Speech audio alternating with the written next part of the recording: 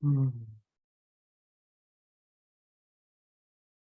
welcome everyone for our last class in this series. You can join me in the next one. I'm delighted we're here. So I thought we'd start with the Bija mantras. We've used them before, the seed syllables for the chakras. It's a beautiful way to bring your energy centers online. Balances, helps release any pent-up energy. And to me, it's a great preparation for this work. So I'm going to screen share. Jano, are you here? Yeah, I'm here. I just came in from the garden, so I was changing pants. So I thought I'd turn off my video while I did that. Oh, okay. But I'm right here. Great. So here's the seed syllables. They start in the first, and you really pronounce the first letter. Lam, vam, ram, yam, ham, o, and then into your being. You ready? So let's take a big full breath. Let it all the way out. Feel your grounding.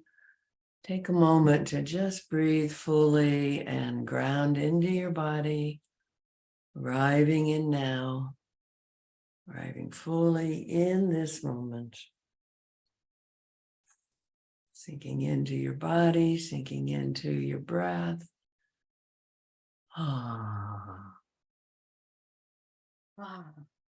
Now full breath. Lam vam ram yam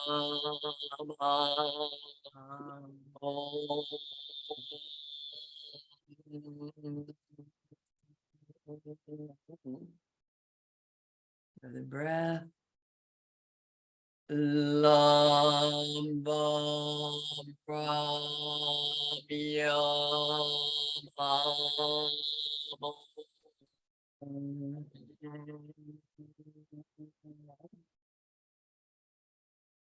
another full breath.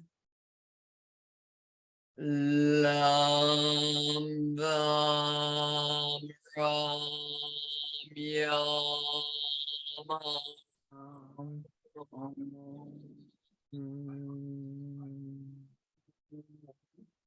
Let's do one more full breath. Lam vam ram yam.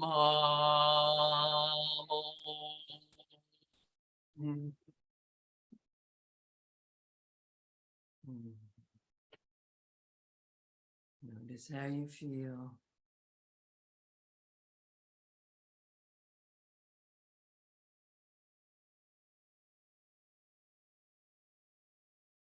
As you're noticing, as you're being with that feeling, breathe in your light. As if you could breathe in the light of your being, bringing it down and into your body, letting it fill your core and fill your body.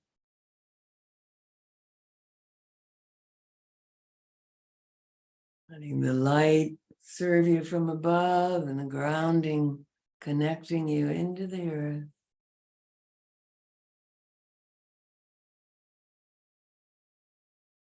Then imagine allowing that light to turn on your light in every cell as you activate your light body. So every cell in your body is lighting up. You're getting to feel your light body that's always there. This shift of attention from the physical to the light body. As if the light is making love with you in every cell of your body.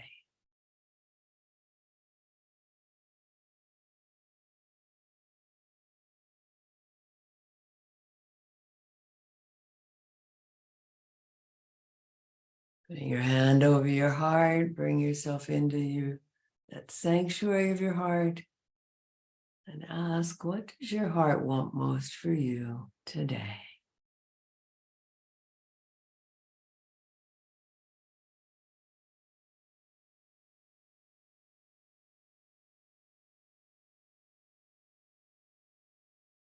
Thank your heart, bless your heart. You like the feeling of being within, open chakras, light body, add it to your anchor.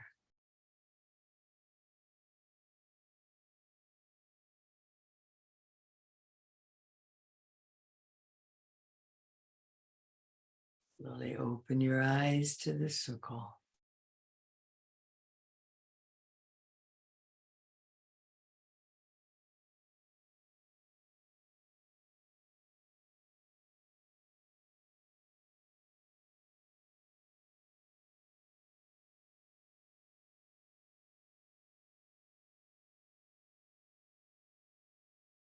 Okay, now let's do our check-in. What's alive for you, or what are you passionate about? Wins or challenges, especially around your intentions.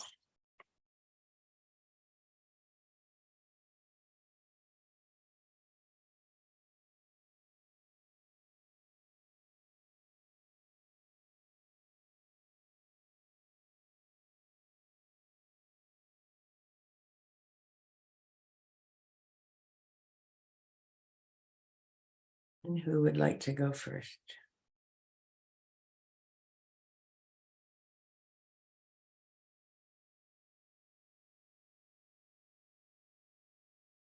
I can. You know? Well, I had a session with my new client that I got through Psychology Today. So that was great. That was one of my first intentions with this mentorship, was to get my profile on Psychology Today. And I had the first session with the first client that way. So that was really cool. I feel much freer that way. I am really sad that the group's ending. I'd really like a couple more sessions. And I love the connection with everyone here, but it didn't feel like there's much interaction over the mighty networks and stuff. So I don't, I kind of miss that, but I love all this interaction. And I'm just feeling really good. And and I think I might have mentioned it. Yeah, so I'm working on editing my book, and I'm reading it, and I'm enjoying it. And I was editing a chapter, and I was so totally caught up in it. And I mean, this is like I wrote it, but it's like I was reading it as though I hadn't written it, and I'm just really excited. I feel like the book is moving, and all the feedback I've gotten from it is really good, and I just feel positive that things will open up and I'll make the connections I need to with an agent or a publisher when the time is right. So that's me, and I'll take the usual sparkles. All right.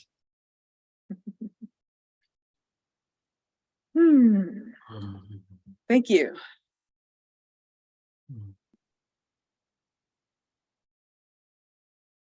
And who's next?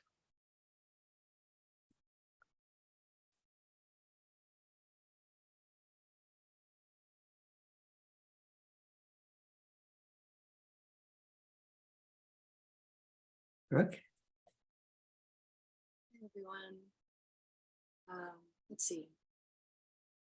Since last week, I was riding like a really high, and then I kind of dipped a little bit, but of course through opposites and whatnot, it was a really good mirror, and I feel like I'm just getting the invitation, especially since I'm in my Saturn return, to just take some more responsibility and get organized, and I'm seeing those parts a lot more clearly.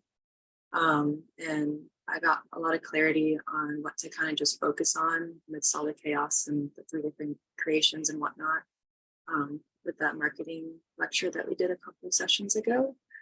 So I'm gonna really put a lot of energy into my website and my email, and really getting into the community more so.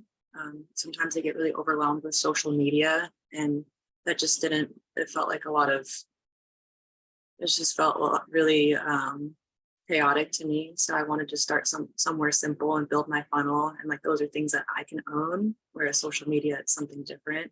They own it and all the things.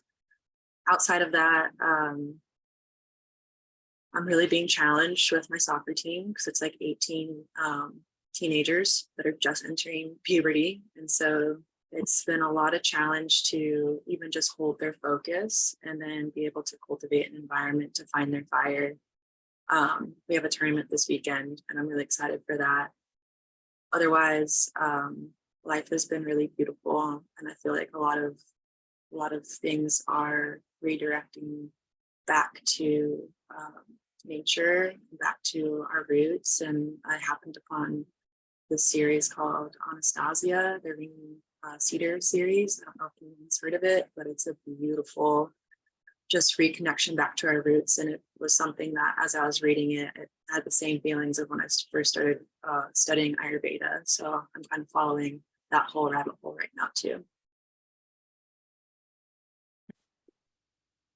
And I will take sparkles, of course. Oh, Thank you.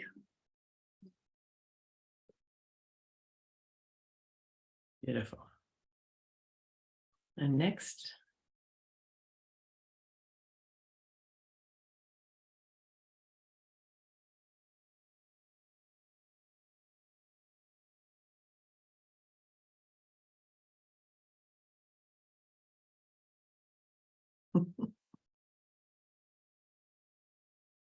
Go. Yeah. Mine was reaching up, so I was waiting to see. But anyway, I'll go. I had a really wonderful weekend. I mean, I went down to a friend's whose husband has dementia. She had lung cancer. She had surgery, and she's got to move to a smaller place in Massachusetts. So I spent, and the reason it was so important, I spent 3 days. I was only supposed to do there a day and a half packing all of her stuff because she just couldn't do it. And I was so present. It was so amazing to just be there. Oh, sorry, let me turn off my phone. To just be there and to be of service, in that way, right? And to support her and to notice that, I was just there and I didn't have to be like, it was just really wonderful. I'm a little tired today because 3 days of being on like that and not stopping and packing over 150 boxes and, but it was nice to have that experience. And I just am sort of in the flow with whatever happens in life. I'm just in the moment. It just feels really good. I'm not like, oh my God, you have to do this and you have to do that, or you have to do this, or you have to become this, whatever.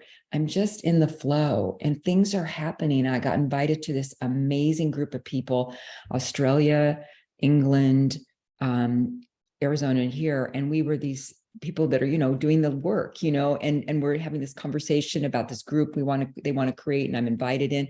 And that keeps happening over and over and over again. These people or these places or things are showing up and I'm just like here. And so, so that's really, really good. But I already looked up your book. It was $67 on Amazon. So we'll have to talk about that. Anastasia. So we'll have to talk about the book, Brooke. But anyway, thank you. I'm very grateful having had this experience with everybody over the past 8 weeks. It's been really wonderful to connect to all of you and watch everybody's evolution and growth. It's been really an honor. So thanks. Perfect timing. Would you like sparkles?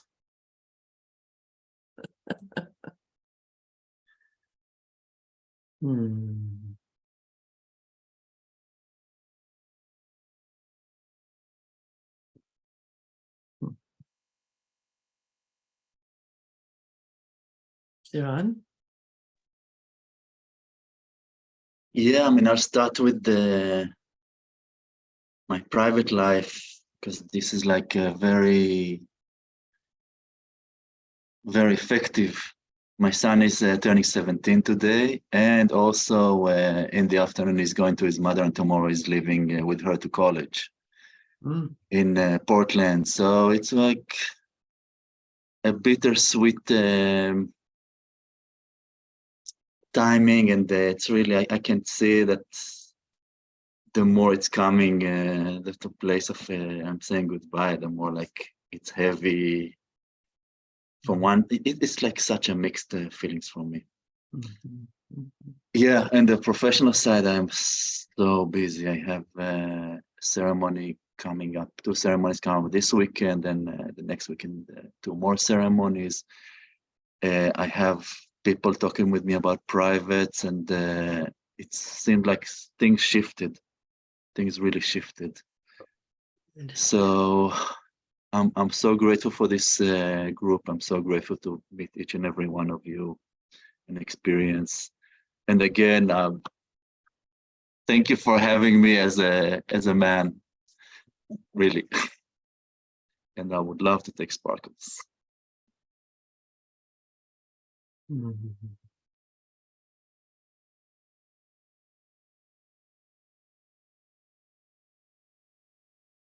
Thank you. Marie?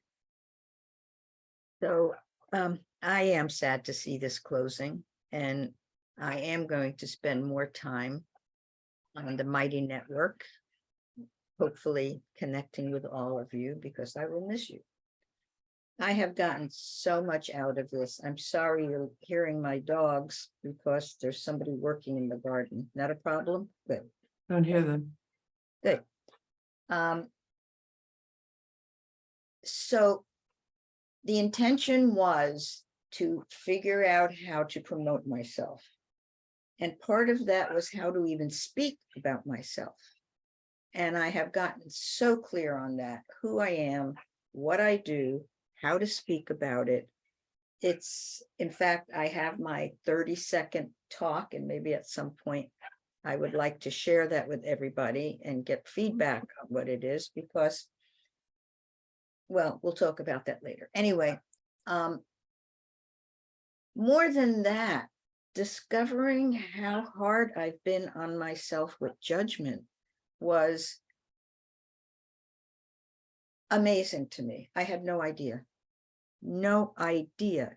that I was doing all this internal judgment on everything I was saying and how it was received, and how that was blocking me from even saying who I was and what I do. That was the huge breakthrough. That was a huge breakthrough for me. And I can't thank you all enough, because you all gave me feedback on that and helped me see that. It was profound.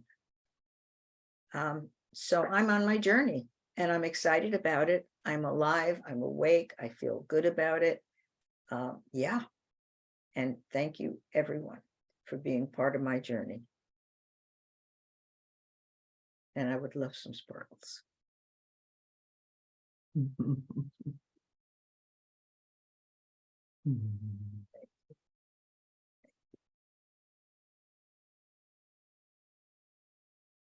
Yay.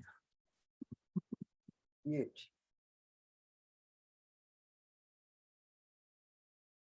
And who's next? Yes, I am. Olivia? For you, yes. Hello, everyone. Yeah, this moment came so fast, seeing that this is the last class. I'm usually very active on like platforms and speaking, but this time I found it more challenging than usual. So what's alive for me is really massive, epic changes happening. The intention that I had set was to really be fully present also.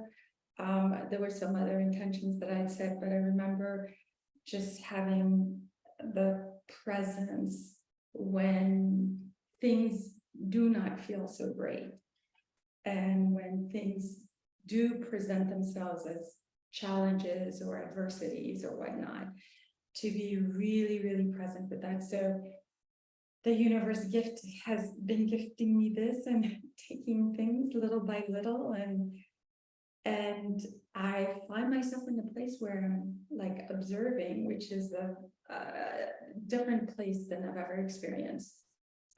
Usually I'm very emotional, I'm like pulled, but I feel oddly calm in the midst of like a shitstorm, excuse my French.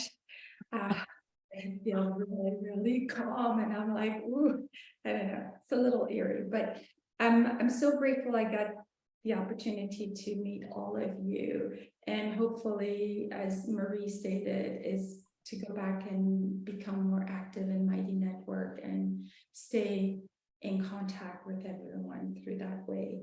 So this is me right now, live in the flesh. I'll take some, please.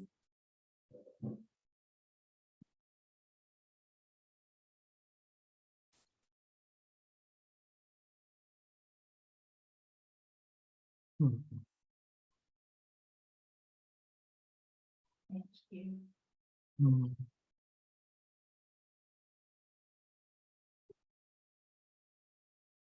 And Brooke.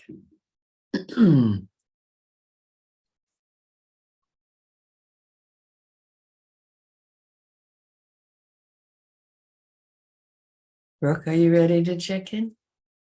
Oh, I already checked in. Oh, Your turn. it's my turn. I hope I catch up with us today. So, I've had a very interesting week. I taught the Tantra cohort on Saturday, and I had this very ambitious plan, and my body said, no, no, no, no. You're not staying up and working on that. So I turned a part of it over to one of the people who helped form it. And we did Zeg Forum in the morning, which was phenomenal. It's a way a community communicates with itself, and it was extraordinary. And then this person led something and once more ran way over on his time, like he has every time practically. And I got pretty angry with him. So we're at break and I'm fuming. And it wasn't just that. He ran over 25 minutes, which cut my time short again. But he also is not trauma informed. And he talked everyone into their fear and left them. And it was supposed to be okay because they were across from someone who was loving them, but some of them didn't do. It was crazy. So I'm taking more charge than I had before. And I'm just giving myself permission to really be the core facilitator and choose what's going to work for the group instead of trying to include him. It's a big shift. I think it's going to make a big difference. And then we did a phenomenal piece and a great puja. And I felt really good about all the rest of the time. And my body's calmed down. So yay. Maybe partly because I took all day Friday off. I gave myself a Saturday on Friday. So, and I'm sad we're completing. I'd love this group. And I'll take your loving.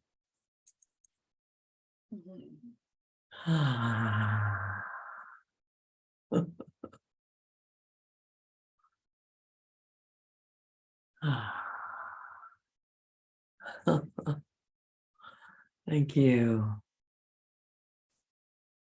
Yay.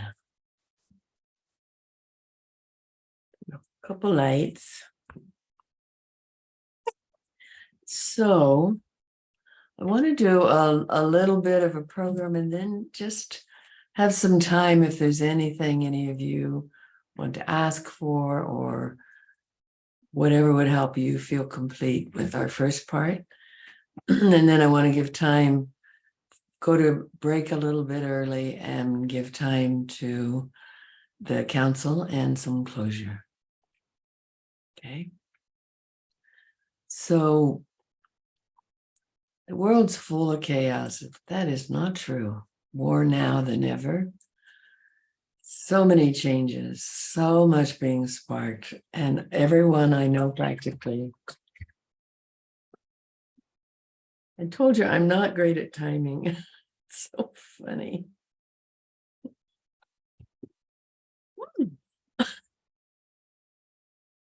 I'm going to get that timer working one of these days again. So everyone I know is going through a whole lot. So we know there's pain, we know there's chaos, but suffering is optional. Suffering depends on how we hold it. You know, the thoughts create reality. Well, they do by what thought you follow. And you can follow a thought that's creating suffering, or you can follow a thought of, I'm going to activate my light body right now, or I'm calling in light. You can choose a thought that creates a reality you want to live in. And I see it as the patterns that we repeat create these neuronal pathways. And there's the old one that's the one that you're just so used to that we tend to go into all the time. So someone says something and you've got self-judgment, you go there because that's just how your brain works, you think. But you get to help your brain know how you want it to work. And you can choose another thought, you can transmute your thoughts. And the way the neuroplasticity of the brain is such that if those old pathways aren't used for 3 weeks, the brain deconstructs them. So if you'll choose a thought that's opposite something that you torture yourself with and use it for 3 weeks, you've shifted that pattern. It's amazing how quickly it happens. Have I told you the story about going to a party and changing my thought in the middle of the party? I don't think I have. Have I?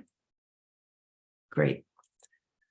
So one of the ways I find to transmute thoughts is this piece about activating the light body. Calling it forward. It's always there. It exists. You call it forward, or you call your attention to the light body within your physical and invite it to inform the pain body. So there are days that my knees try to act their age. We don't allow very often.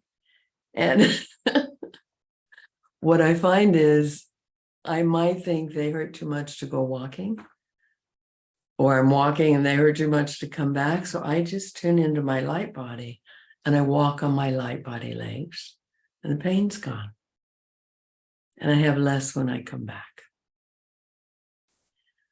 I had a car accident where I slammed into the steering wheel and my rib cage was in so much pain.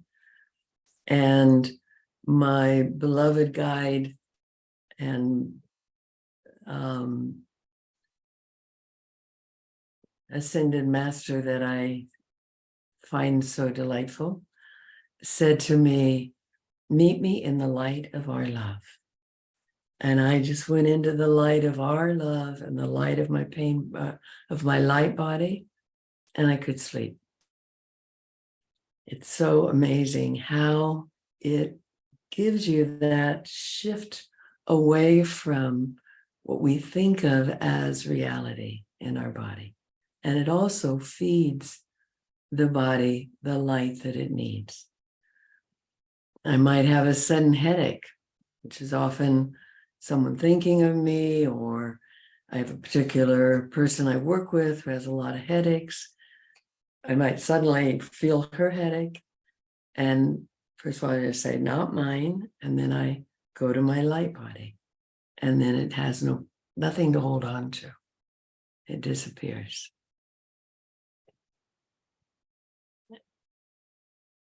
I've had times where I'll wake up really tired and I've got something I've got to do. And it's like, oh, how am I going to have the energy for this today? So I just tune into my light body. I might take a shower. And when I shower, I might use the Bija mantra because they help me do this. But I reach up and I tune into my quantum nature. And I feel myself at that place where I connect with the heart of the divine. And then I have the energy I need for the day. This makes sense. Do any of you experience this? Yeah. Some, yeah. All the time. All the time. I am permanently disabled according to the state of California. I can't walk on my left knee. And all of you witness how disabled I am. So I use my light body, yes, all the time. All the time. Beautiful. Yeah, that was the biggest gift. Is I was in my 20s when I was injured, and so it's a huge habit now. May I give a little feedback, Evelina? My guides were laughing.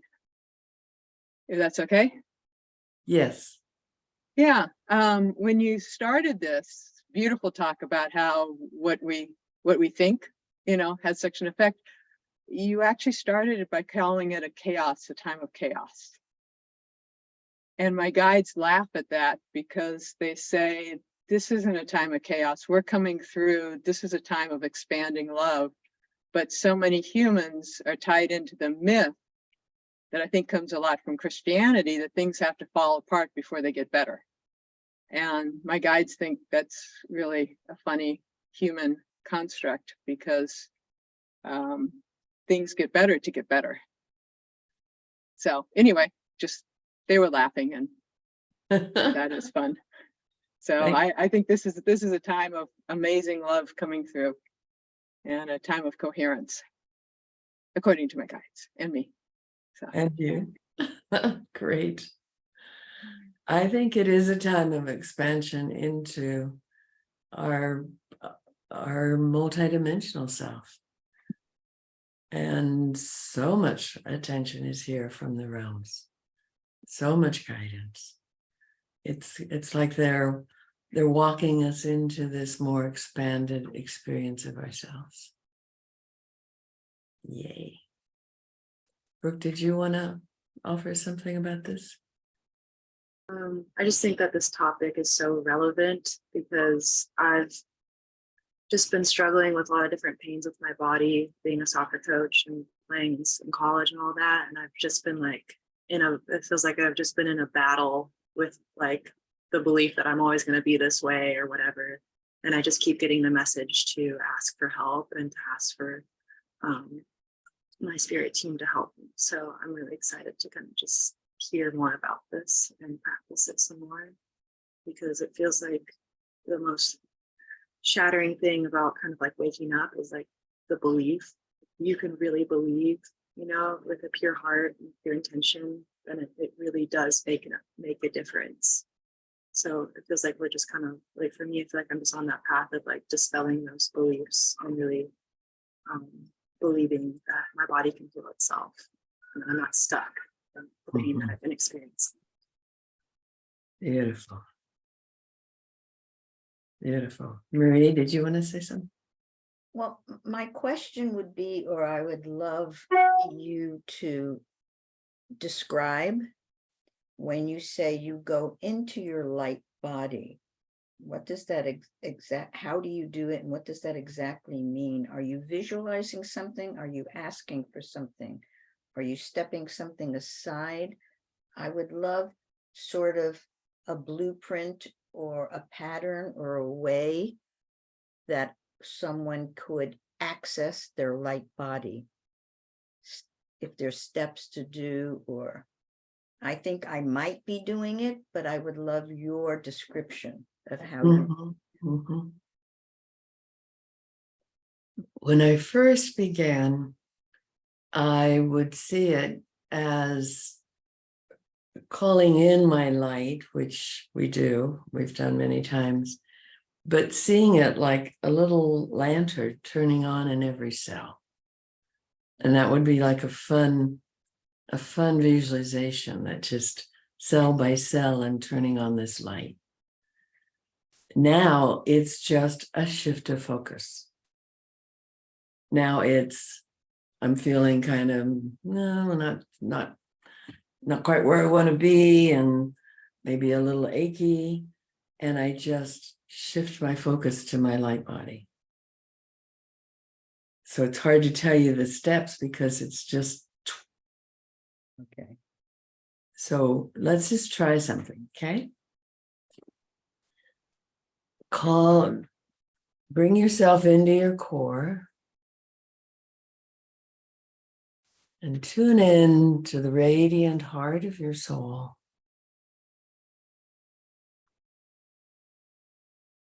And ask your soul to activate your light body inside your physical so that you can feel it, experience it.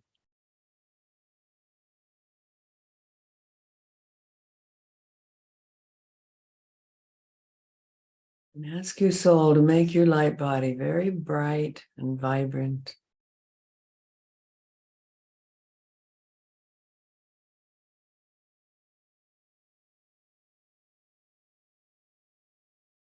For me, it kind of helps to look up into my third eye.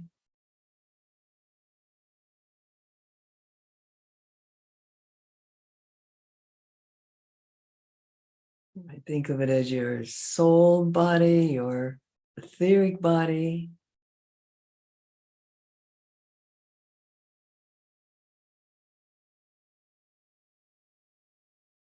Breathing, allowing the light to expand within you. If you're shifting your view from the physical body to the energetic body, essence of your being body.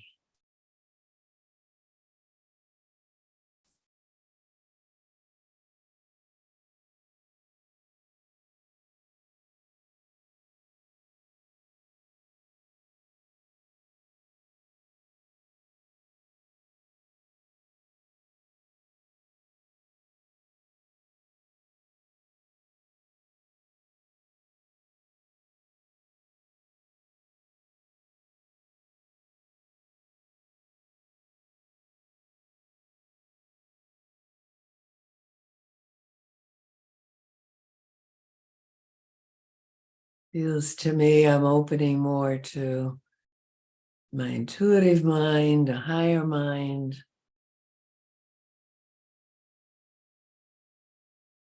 And an expansiveness of the light in my body.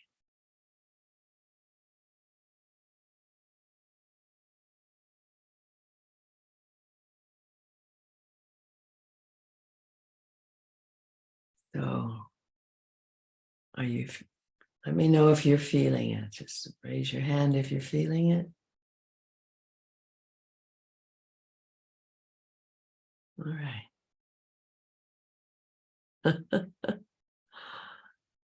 Good. And I think the more you do it, the more it's just there.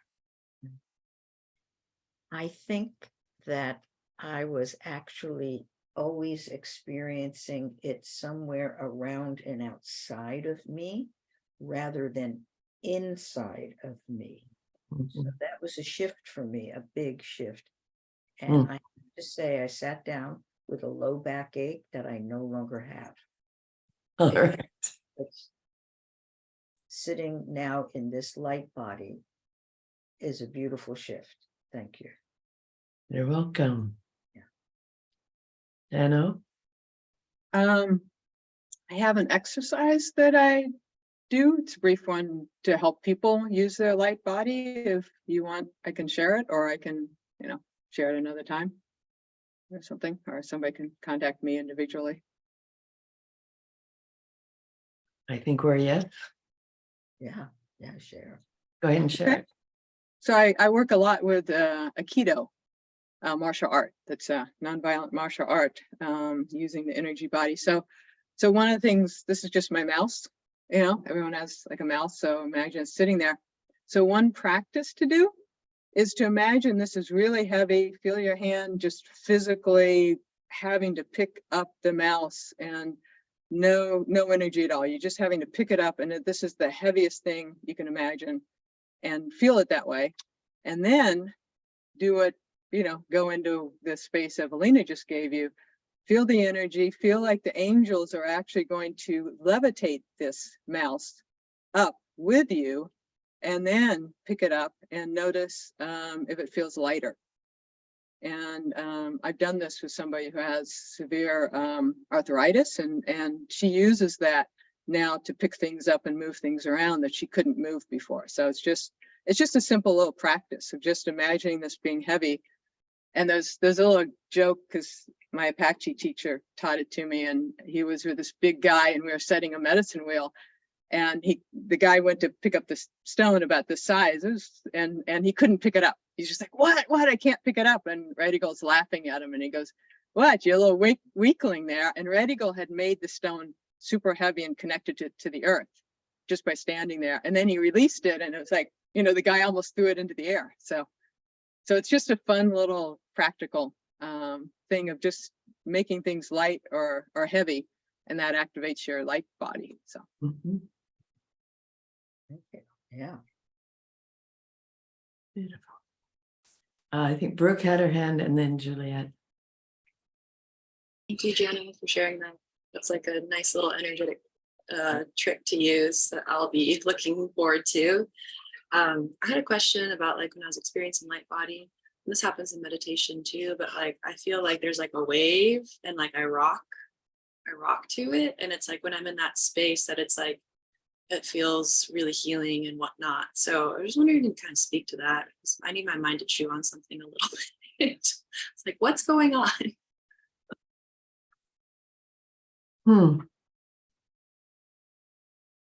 Well, I sometimes find it too. Just, I'm not sure I have the answer. Feels If- like a pulse, Uh-huh.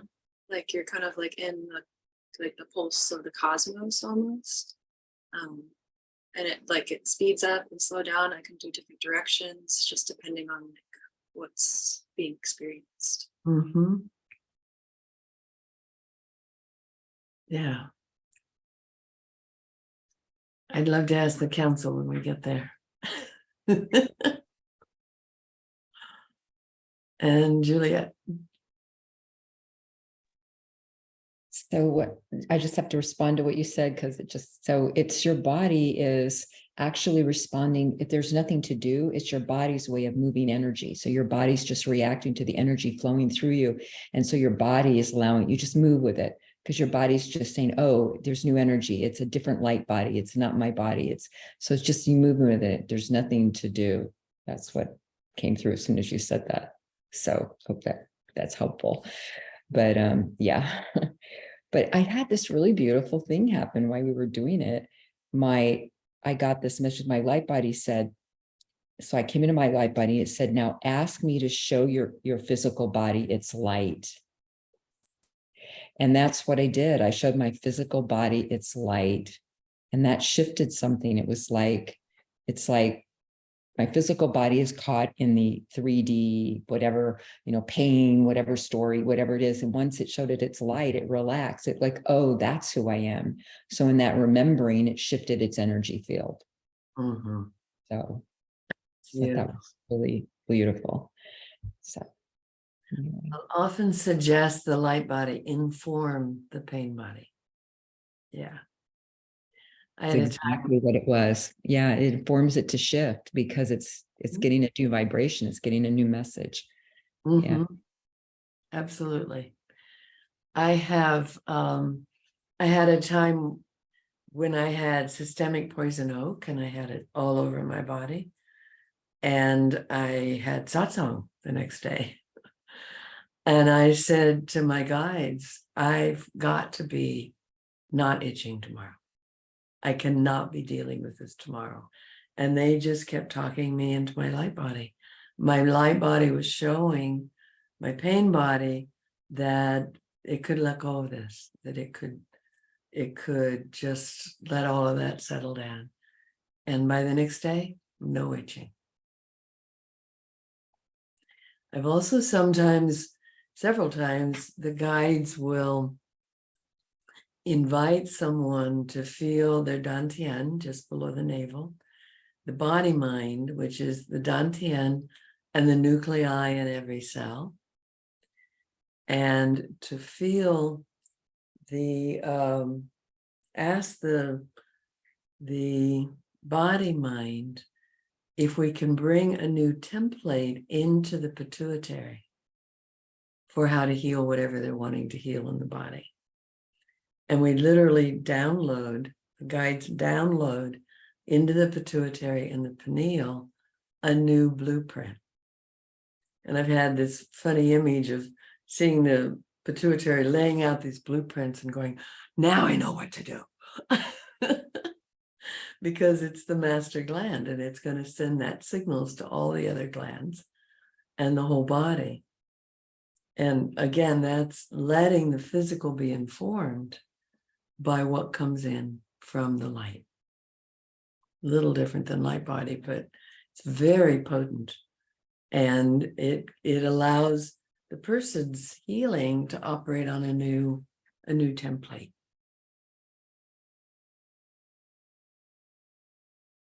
So as we work with all of these means of ascensions, there are spiritual activations that can happen, ways of up-leveling your consciousness. We've done some here. And you also can up-level your consciousness by what thoughts you think. You can choose your reality by noticing, do I like what I'm thinking? What would I like to think? What would bring me more joy right now? If you're agitated, what would help me? What thoughts would bring me to peace? Also by the stories you listen to or let go of. If you've heard your inner voice saying the same things to you over and over and over again, stop listening. If you don't like it, stop listening. Inviting it to repurpose. Very, very often, a voice, a part of you that might say things that feel negative or beat up or telling you everything you do wrong, very often the best job for that part is the exact opposite. And so many times we'll talk to the part that's, let's say, the judge, and really admire that they're always on duty. You're so vigilant. You catch this person doing everything wrong, don't you? And you talk about it. They'll go, yeah. Well, that's great. You got a lot of talent there to be vigilant, to catch everything. However, the job you've been doing isn't needed anymore. Would you like a new job? And they're hard workers. They almost always say yes. And then we invite them into the job of catching the person doing everything right and praise them. So it's using that talent of watching everything and just turning it to the positive. And then we might ask, would you like a couple angels to help you? Or would you like a guide? Sometimes they need someone to help teach them how to do that. And we might have them practice. So you can shift the saboteurs or the voices through honoring and repurposing. And by employing your spiritual practices, Bija mantram, the chants, cleansing breath. Ask your guides to lift you into the fourth dimension. There'll be a yes. And my favorite is Great Mother Goddess, take me into the great womb of your heart and recreate me as if I'd always been wondrously loved. And then I let her hold me. He loves that. Marie? Can we have that written down? Or should I just stop and write it down? That's beautiful. Why don't you write it down? Okay, I will right now. Yeah. Great Mother Goddess, please take me into the great womb of your heart and recreate me as if I'd always been wondrously loved.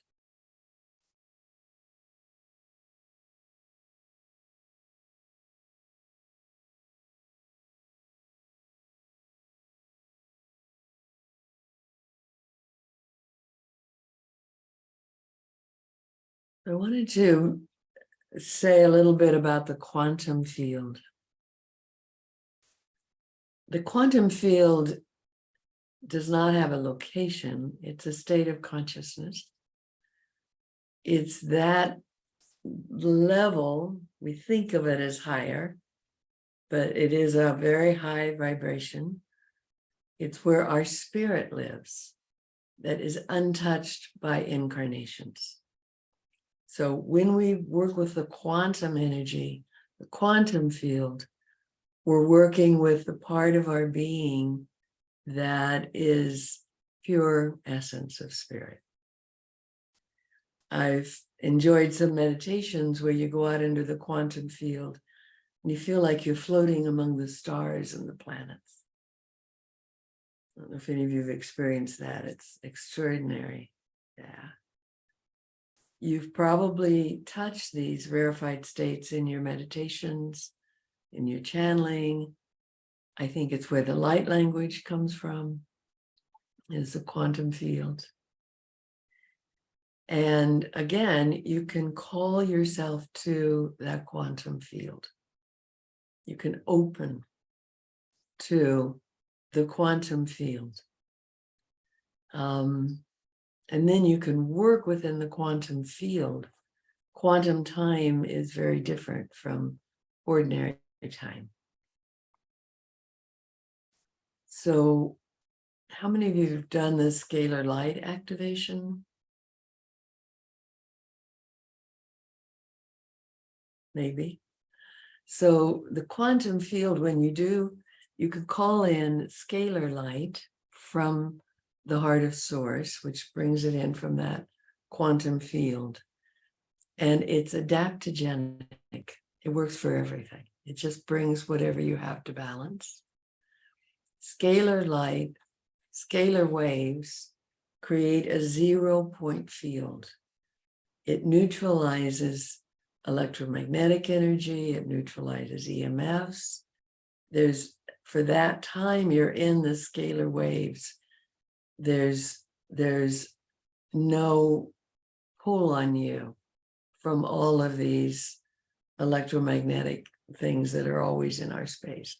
It's 0-point field, which allows your body to do its own healing. So it's a very simple activation. So why don't I show it to you? Or we'll go through it. So what I'd like each of you to do is acknowledge spirit in you. So acknowledge that place, tune into that place in you.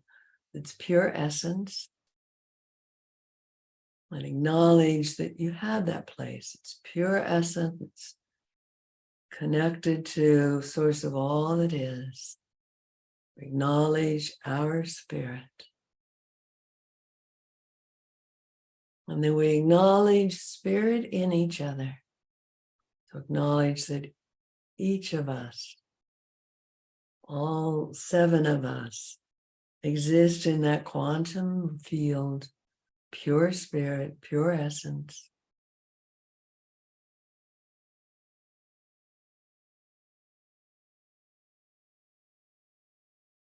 And then we acknowledge Great Spirit, source of all that is, creatrix of everything.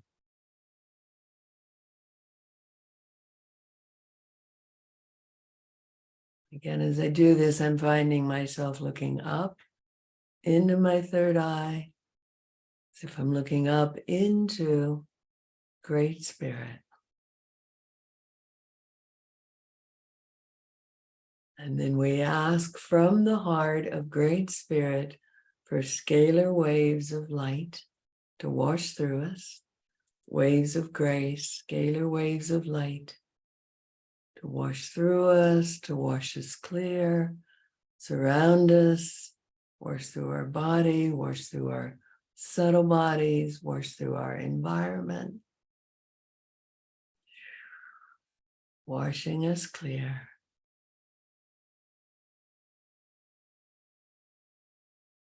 And just breathe into those scalar waves of light.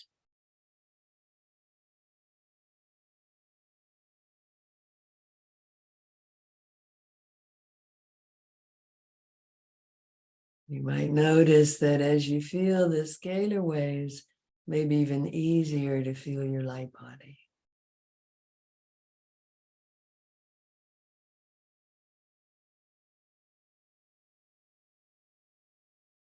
Feeling the light of the scalar waves in all of your cells.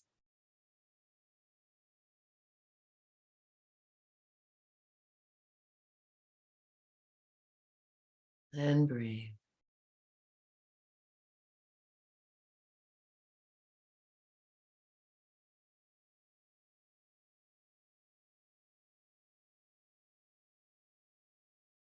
This is a blessing you can offer to anyone you wish.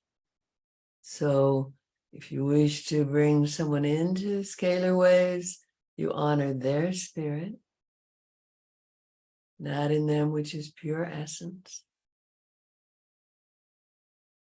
You acknowledge your own spirit. You acknowledge Great Spirit, source of all that is, and ask for scalar waves to bathe this person with light. It's a great way to send healing to people because it's adaptogenic. They receive what they need and the rest flows on through.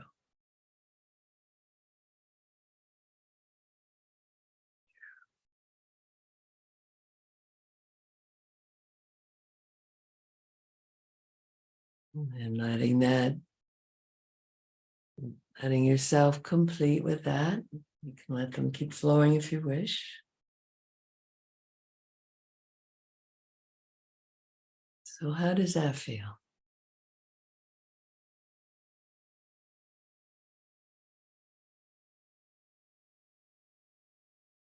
I think Jana was exemplifying how it feels for me. It feels like you're just like floating. Whereas like the light body felt kind of like tingly and light and weightless. It's just felt like ethereal more so than like air to me. Great.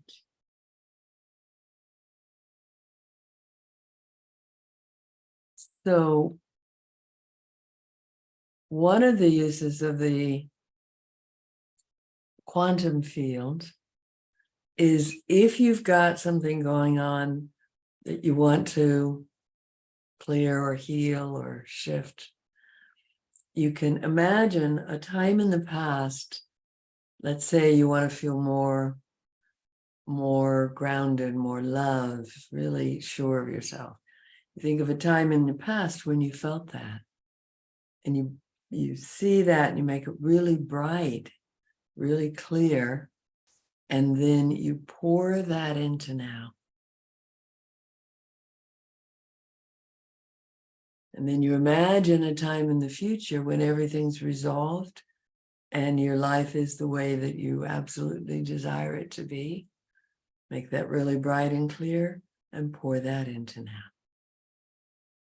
So you can gather capacity from the past, or there's no time, from what we think of as the past or the future, and bring it into now. That's pretty fun. So I want to take the next little bit of time. Anything you want to ask, anything you want more of, just say. Brooke? Sorry, everyone, I'm talking so much. I just had a question come up. And like, I'm a Reiki healer, level 2, and so I'm kind of just curious how this all relates. Because Reiki is universal life force energy, it does no harm, versus the light body with scalar frequencies. I think that that Reiki is using very similar energies, and the codes help to activate it. It's another version, another way of activating it. When I took Reiki, I realized I'd already been using a lot of that energy. It just amped it up a bit. And when I do healing, now I just tune into the light flowing through. But I think Reiki is a very, it's a beautiful way for people to access these energies. I felt like what you just said resonated, as I've been practicing Reiki for like 2 years, and then I just started doing my own thing, and I was like, am I allowed to do this? But I think that's that your own way of connecting to energy and how it moves through you is going to be more potent potentially. So I was just curious. Thank you. Yeah. I've learned so many things. I've studied so many things over 50 some years, and it all feeds into what I do now. And so for a while, it was important for me to use the format to run the energy as I was taught with Reiki. And then it felt like it was mine. I could add it to what I was doing. Don't know if Reiki masters would suggest that, but how it seems to me. And you know, everything that somebody's teaching, someone created it, someone invented it and named it. But it probably existed before that someone.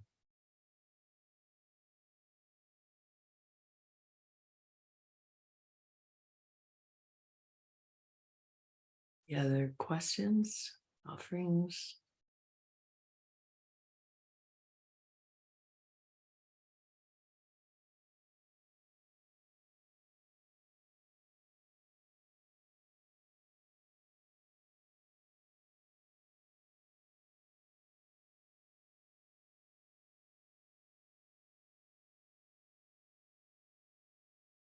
Okay.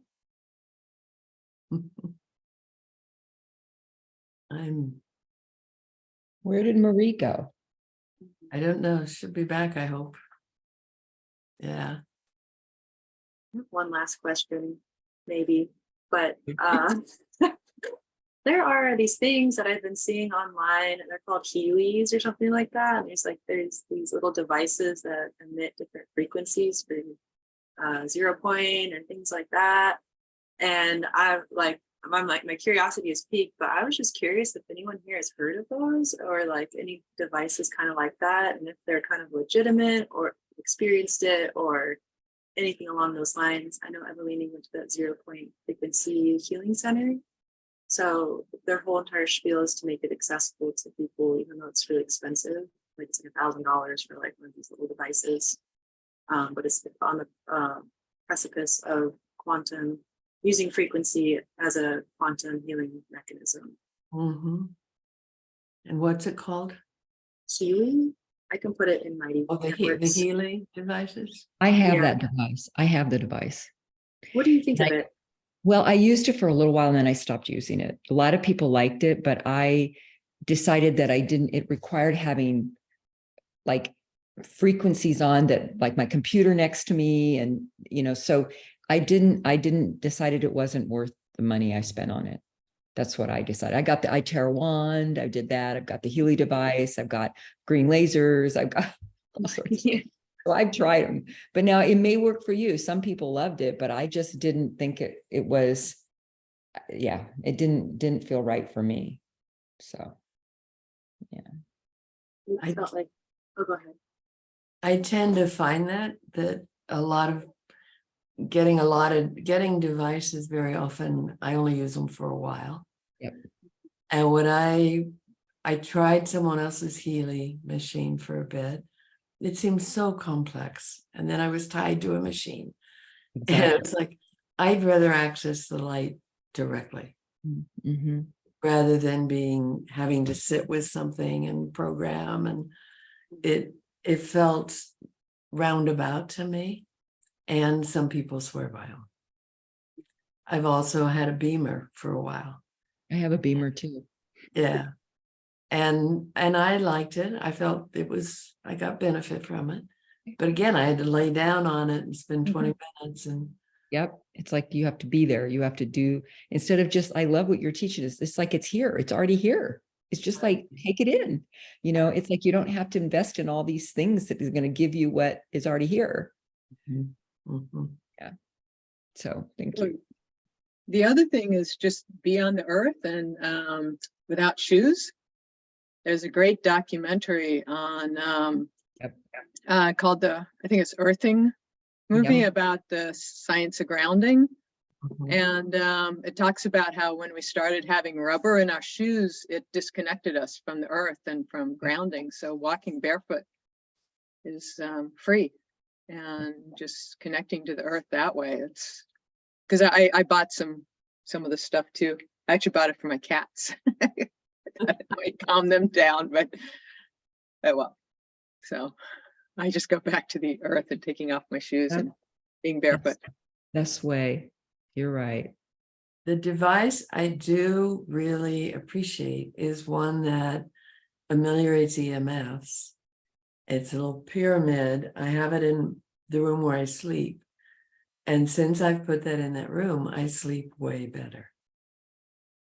So that device, but I just leave it on all the time. I don't have to do anything with it. Yeah. Now when I see things on the internet, I go, no, that's one more thing I won't get around to using. Yeah, neutralizing EMFs is really important. Oh, they can really mess with the energetic fields. Mhm. So I have stuff in my office for it, but then I added that to the bedroom and it's made a difference. And it got unplugged and I didn't know it. And I had a couple nights of really bad sleep and then I found out it was unplugged. Ah, So that was kind of a nice controlled mhm. What was that device called? I'm just curious. I want to look at it. The EMF one? Yeah. On the break, I'll go look and see. Perfect. That'd be great. Thank you very much. Yeah. Yeah, it's a potent one.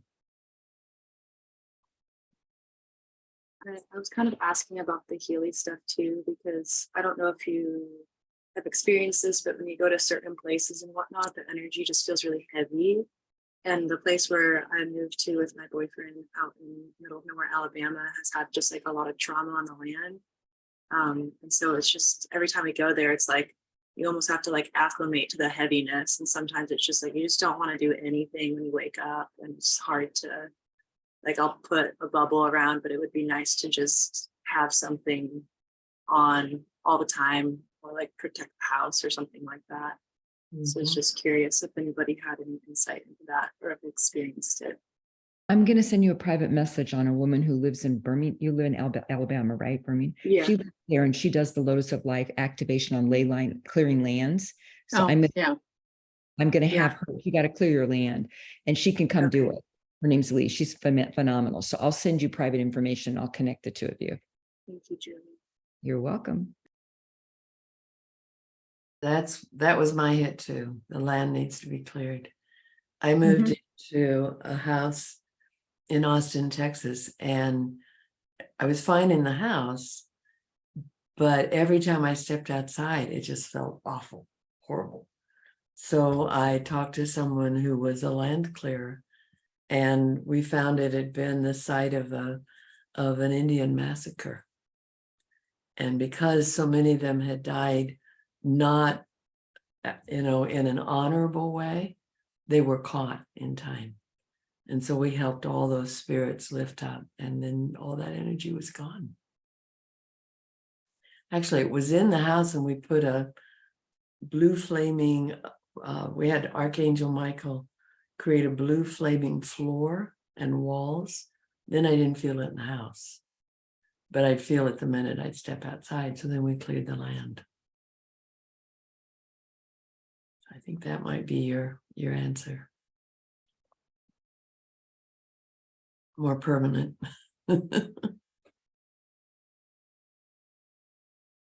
And a gift to the land too.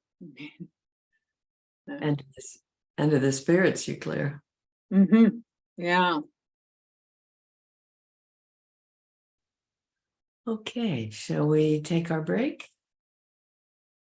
Come back. Why don't we come back at the top of the hour? I'll see you then.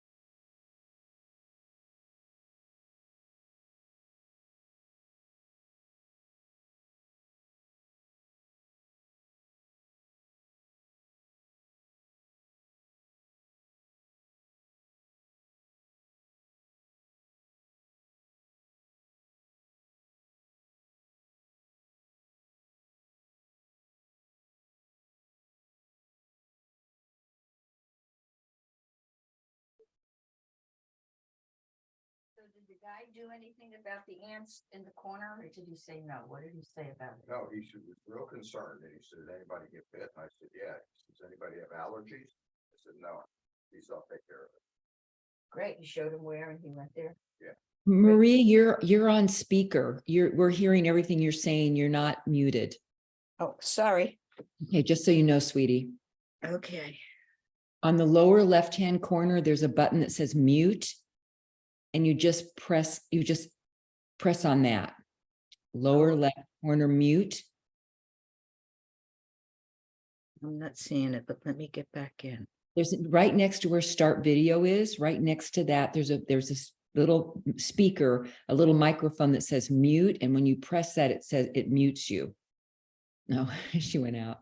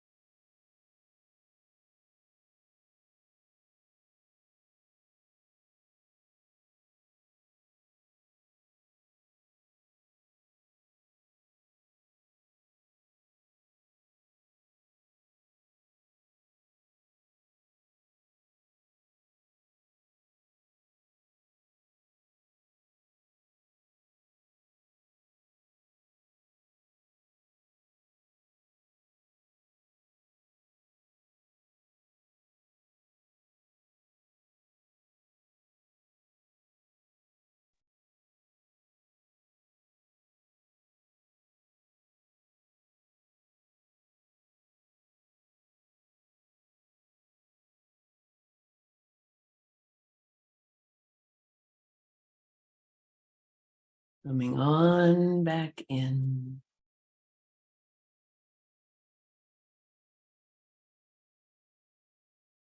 Hmm.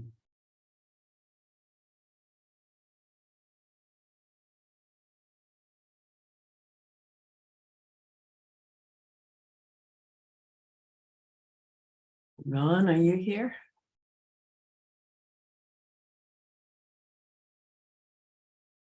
Yay. All right. So let's use our invocation, vision this temple of light that we create for ourselves. I ask the angels and archangels, please create for us a crystalline temple of radiant energy, crystalline temple of light all around this work, around each of us, and around us as a collective, now and during any replay, cleansing and clearing all energies not of the light from around anyone here, and weaving for each of us our own chrysalis of radiant light, filled with the rays and vibrations that you each need for your evolution, your body, your life. Feeling that, letting it ground into your body, around your body. I ask God, Goddess, source of all that is, encompasses so completely in your radiant light that only beings serving love, light, and truth may participate in any way. Deepest healing and highest guidance is received. You will breathe and ground, invoking the radiant heart of your soul, most aligned with the heart of the divine, to assist you in receiving all you need and releasing all it serves to release as you breathe in your light and light from source.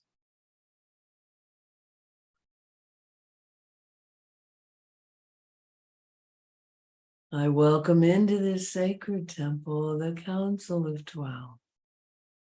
And I welcome those beings from the heart of the light only, who are guides or loved ones for anyone here.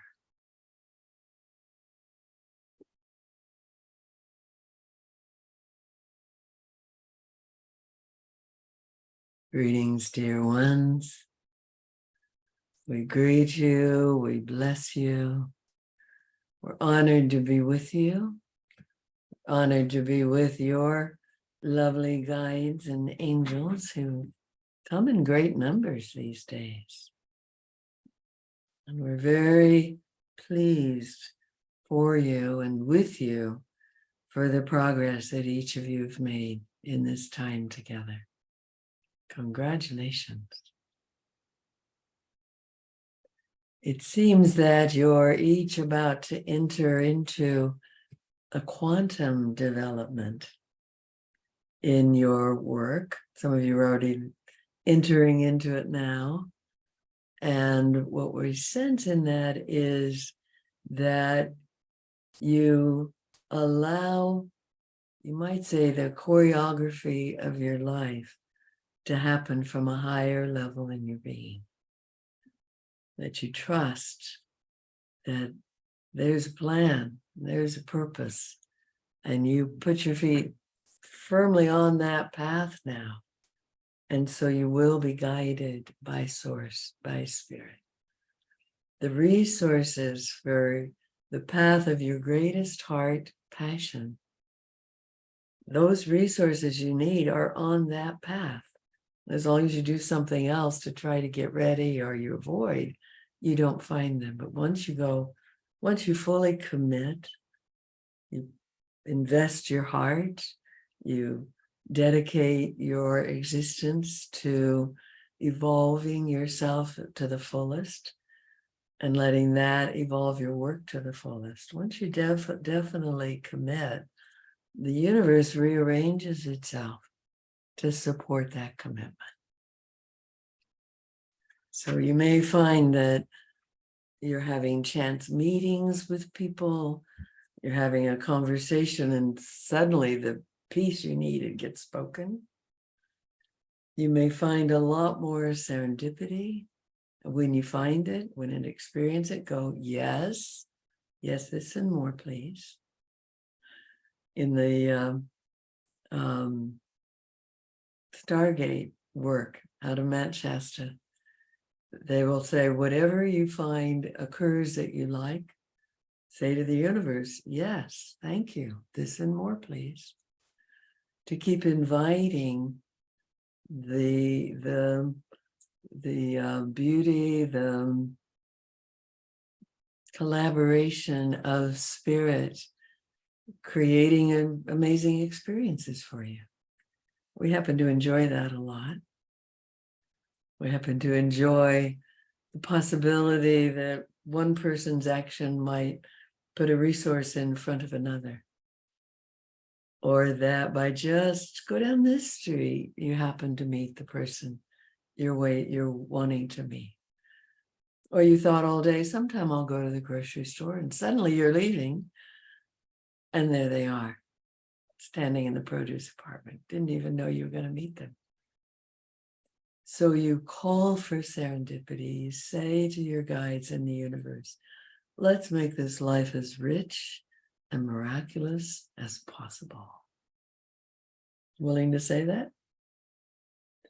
All right, soul, guides, angels, let's make this life as rich and miraculous as possible. And wherever I might be in the way of that, up-levelment, help me release it. Help me let go of any places that are less than the full evolution I'm capable of right now. I invite you partnering with me, Spirit. I invite your presence really in every detail of my life, because it's all sacred. And help me know you're there. I love symbols. That moment I say something amazing and the clock says 11:11. Or I ask for a sign that I'm going in the right direction and I drive right into a rainbow. Yeah. I invite affirmations through symbols, through coincidences in my life. I really enjoy feeling this partnership we have. How's that feel? Yeah. And you see, the beauty of prayer is really is it brings you to the connection. It gives us permission because we're not codependent. So we want your permission to act in your life, but it brings your awareness. It's like, now you'll be noticing, you'll be watching. 4:44 on the clock again. Whoa, what a moment. You see. Allowing that reassurance that we're here, we're working with you, to be constant. And if you don't see it, ask for it.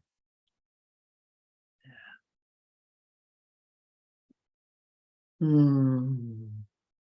would really find it delightful, delicious to each other, if sometime in the next week you each would put a post in Mighty Network of what you've noticed in you as a result of being a part of this sacred community. So you each, in a way, report in what you've gained. And maybe any new questions that it's open, because one of the things about answering questions is it creates more questions, right? You go to a channeling and you ask the questions you want, and then all these others come up. And they can always be asked and always answered, formally or informally. We know a person who takes their important questions of the day, writes them down, puts them on her altar at night, and says, I want the most instructive dreams. And by morning, the questions are resolved. So many, many ways to work. We'd like to offer this time as a time for your inquiries, and a time, if you wish, to even hone your ability to channel and bring through wisdom a bit more. Would you like that? Who would like that? Okay. It's okay with the rest of you? Okay, good. So what inquiries would like to be asked here? And you can't always say, we just want the council to answer. What would you like?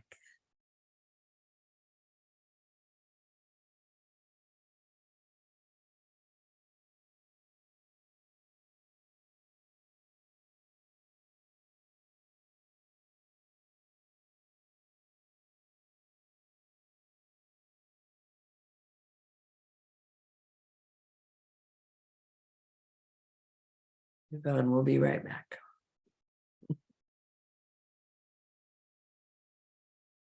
You have all your questions answered. That's fantastic. Brooke? Really, I'm full of questions today.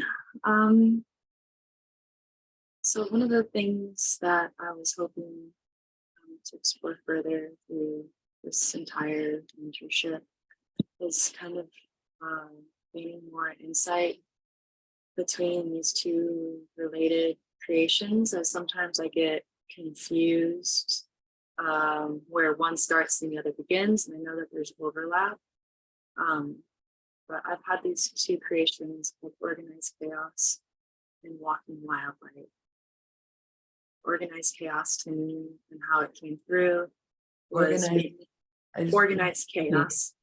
Organized chaos and walking wildly. Yes. Organized chaos is kind of the mastery of the physical senses through like Ayurveda and being a human, how to take care of your human. And it's kind of like the roots of a tree to ground you. And then it goes up into, once you kind of ground down, you can rise up into walking wildlight, which is the essence of where your humanity really meets your divinity and being able to walk as that radiant being. And from the things that I've been exploring with these two, Organized Chaos is kind of more public, like Ayurvedic health counseling. There's also I've been doing like holistic services, housekeeping, food, or things like that. Really like the human aspect of living in this reality. And then Walking Wildlight has felt like this back door, which is it's really a soul retrieval journey of helping, guiding people back to themselves, keep giving them the language, tools, and support so that they feel empowered and really remember that essence within themselves so that they can show up and heal themselves. Not that we do in healing, but like they are empowered to do so and be able to navigate as a multidimensional being. And so I was hoping for clarity from counsel and from you all as more mirrors to really understand these two creations and how they impact. And if there's any further clarification needed, I'm happy to.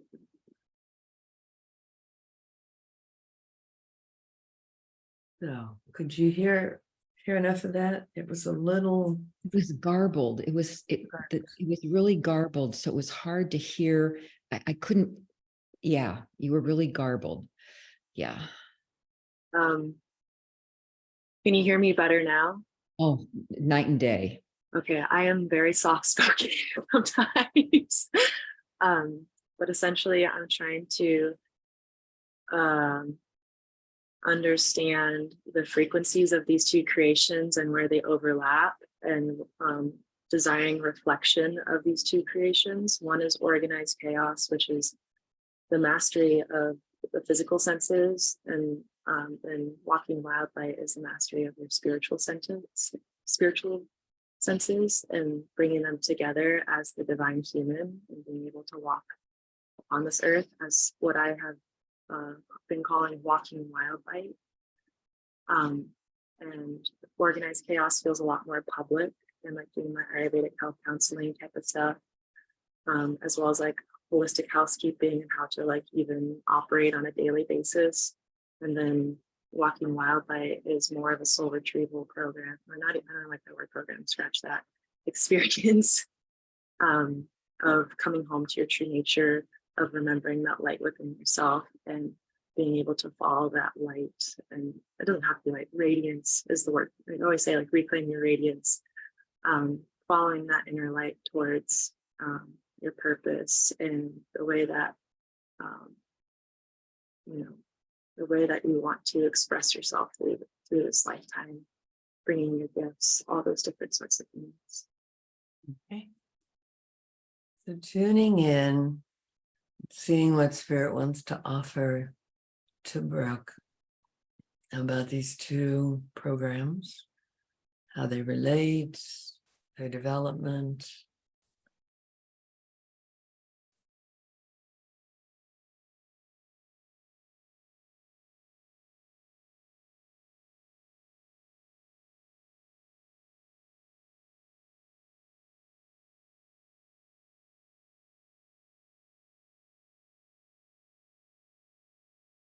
Siobhan?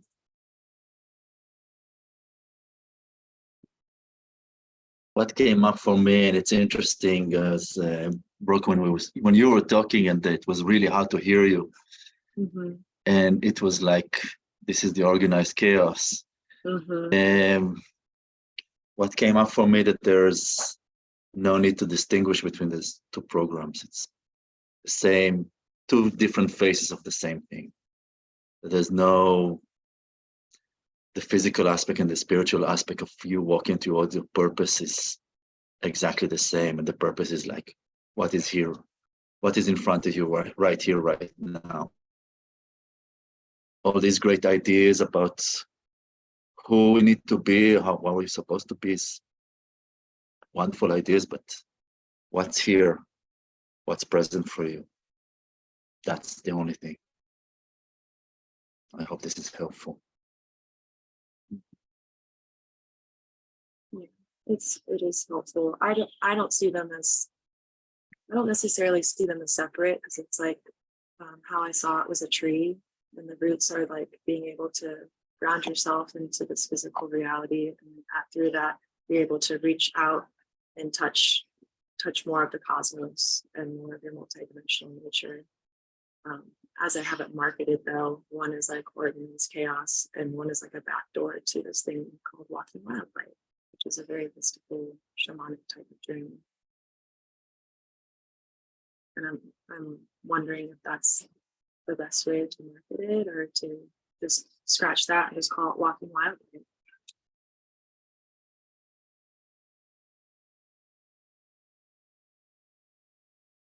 Mary, and then Juliet.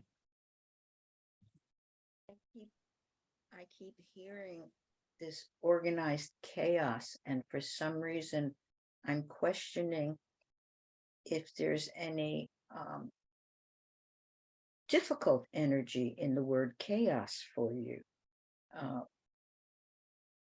Can we say life is an organized chaos? Is that what you're talking about here when you say it's the physical, and then the spiritual is over here?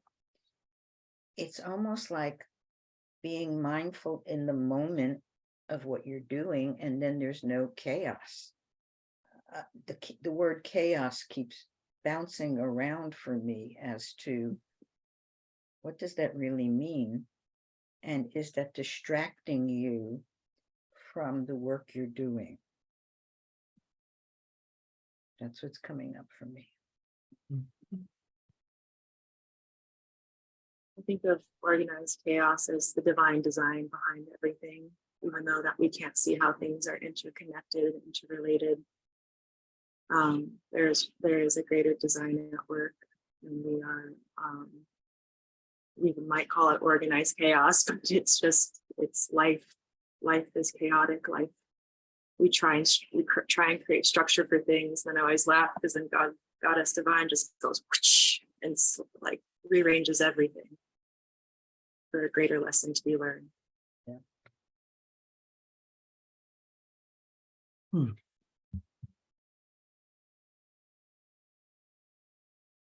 So let's go ahead and have Julia speak. Juliet, and then see where that goes. So you have created a tree with a foundation, and the roots are in there. And in those roots, you have created this tree that is growing out like this. And in that is life. Life has a tree that grows in the roots and blossoms. In 1 year, it has lots of flowers, and 1 year has not many flowers, and 1 year has leaves. And that's kind of like the chaos. You have no control over what the tree is going to do, because it's going to do what the tree does. And then what happens is you're creating the spirituality part of like helping people come back into themselves. And there's an integration of this growing that you're doing. They're showing me this tree is like a rooted tree. And then they're showing me that this spirituality, like retrieval of the soul. So the soul is coming into the person, into the tree. So the soul is learning how to be in the organized chaos, if you call it that, of the tree's growth, of the tree itself does what it's going to do. And you're learning how to have a soul in that tree. You're learning how to have a soul in the organized chaos. And you're bringing in all of those things to this foundation that you created that is this rooted tree. We hope that's helpful. But then I hope that's helpful because it makes someone feel like they may want to take care of you, to reassure you. Rather, it would seem to say, curious how that lands. Oh, Puts the attention back on her. okay. Curious how that lands. Okay, got it. Okay. It landed really well. I've been having such a hard time putting words to all of these things because it does feel like chaos. And so that helps me be able to speak to what you like the ever-changing tree, the different seasons of life, and like bringing more of the soul into the body in a way so that we can continue to bloom and grow and become wiser. So yes, in the future. And Jano. Yeah. For me, I love layers of kind of like a metaphor, and the fact that as you were talking, it was so garbled and so hard to hear, and you're talking about being soft-spoken, that for me, we're kind of relating about the physical. I would suggest from my own process of saying it in a way that fits for you so that you can say it and just own it and feel good about it, and not so much worrying about the words or the labels. But I know for myself, I go biking, and then when I'm biking and I'm exercising, the words just come. And if I try to sit and write something out or write a business plan, it's harder. But I might suggest that you go run around the soccer field and just be like talking out loud until it feels like it resonates in your body, whatever you call it and however you present it. So. Agreed. It feels like I'm in chaos trying to speak it into form. Yeah. It drives my mind nuts. And then I find little like tidbits, and then I just get lost in the chaos again. And I feel like I just pick up where I was. So, and I'm also, if you follow human design, I'm a self-projected projector. So it's really important for me to say things and feel the resonance. So that is a really good mirror. Thank you, Daniel. Siobhan? I have some more to add, which came up, which I want to ask you, Brooke, like in the end, because you were talking about purpose. And that question, I think, for what I understood, and you can correct me if I got it wrong, resonates something about the purpose.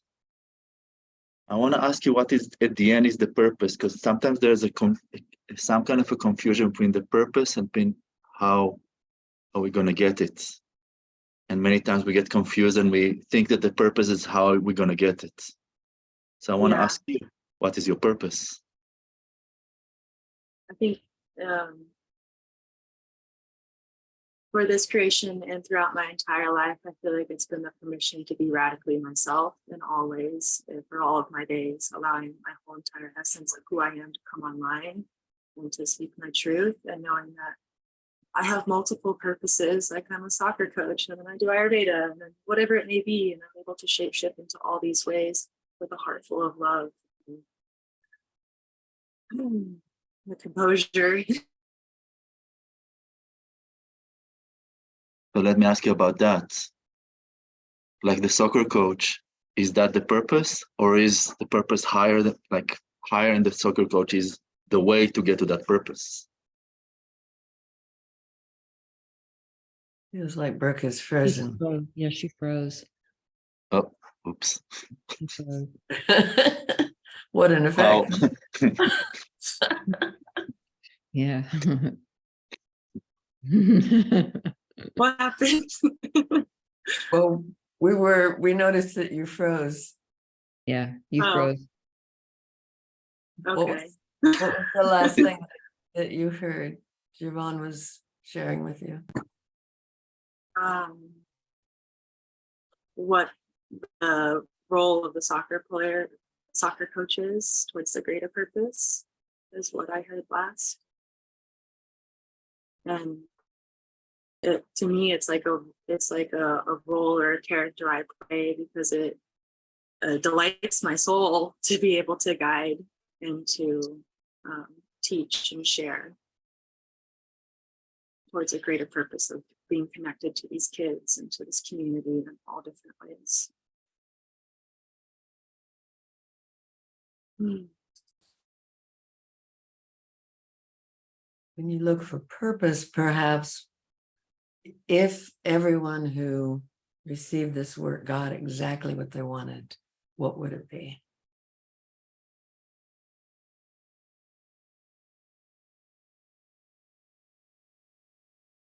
The word that keeps coming through is the freedom to be yourself, the freedom to follow your passion and to share your creations with the world in whatever way Spirit is asking you to, and you're asking of yourself as the great co-creation.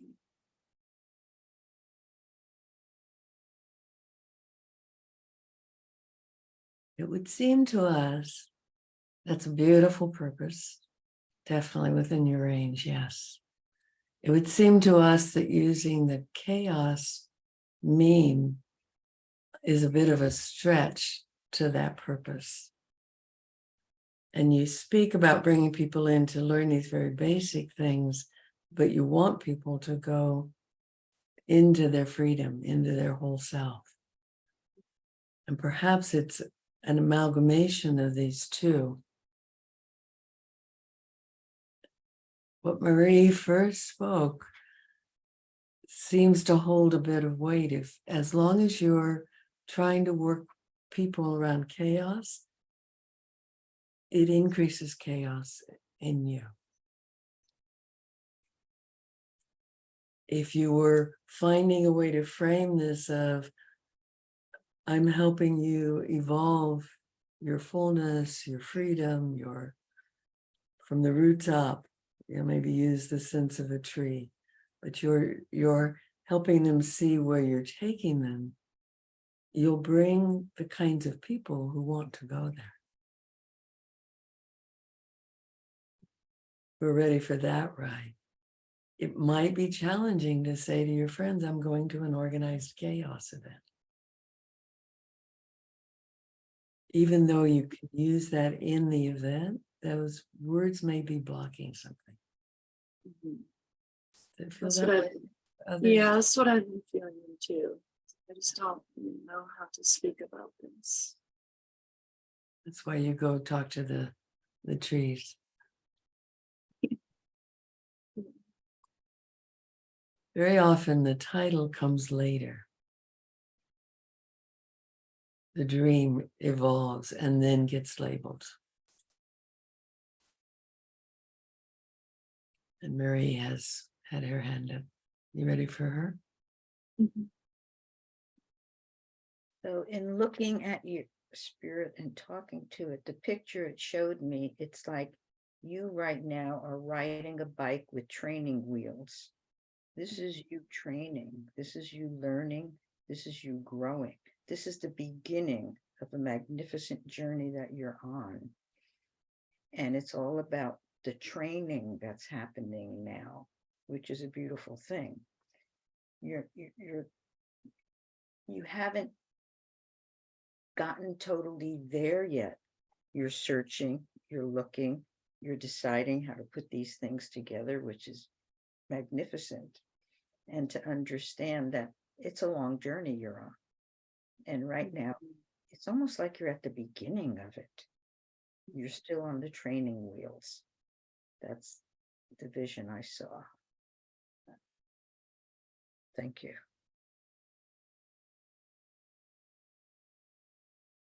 Yeah, definitely. I definitely feel at the beginning. I also feel moments of like the future too. I feel moments of the future as well.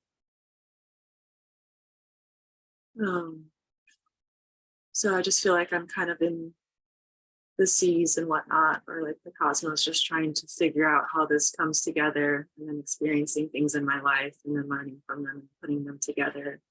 And so I wanted to bring these things up because a lot of people don't understand them. And then when I start speaking of them, it feels like it's hard to relate. So it gives me like, it kind of gives me a reflection of where I am at with this and kind of what I need to continue to work on. So I appreciate the insights for sure. And some great questions in this for you to take into your meditation and planning. Yeah. Anything else about this?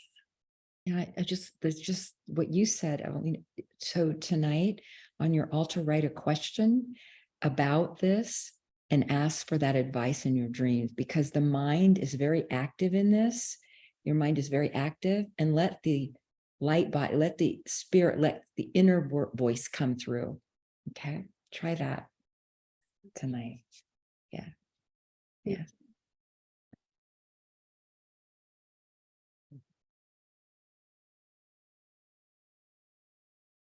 Are we complete? Okay. We love this from New Culture. Just clear the space. All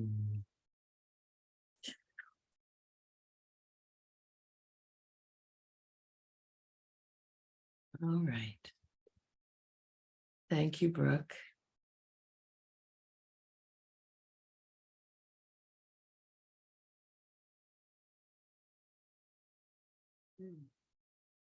We want to say, Brooke, that what we feel is in this kind of cauldron or cooker is a lot of value, a lot of beauty, that as you evolve it into an offering, it's going to really support people in blossoming into themselves. We want you to take off the sense of this cauldron of being a pressure cooker. If I've got to get it done right away, or I've got to figure it out. So take off the top, take off the pressure, and go, I want to really be guided in this creative process. And it feels to us that the plan gets simplified, so you have a starting point. And that may not be everything you want to teach, and you've got a lot of years ahead of you, but you're asking for a starting place.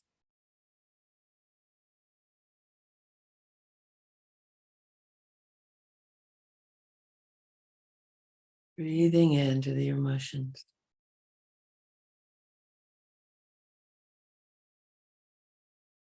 Yeah.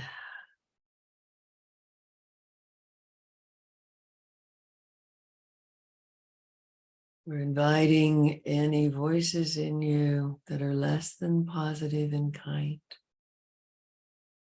to please be still. Feedback can be taken as a way to feel bad or as information for change. And the difference in those two has a lot to do with the kindness inside.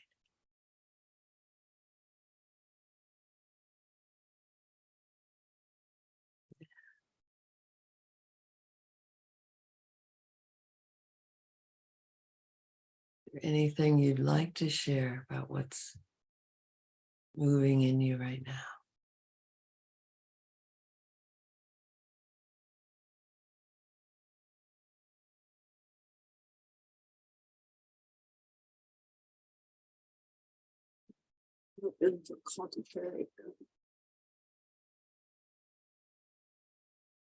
Complicated.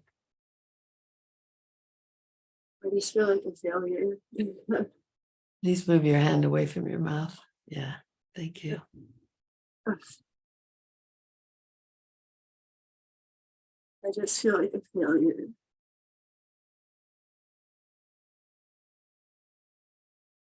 You feel like it's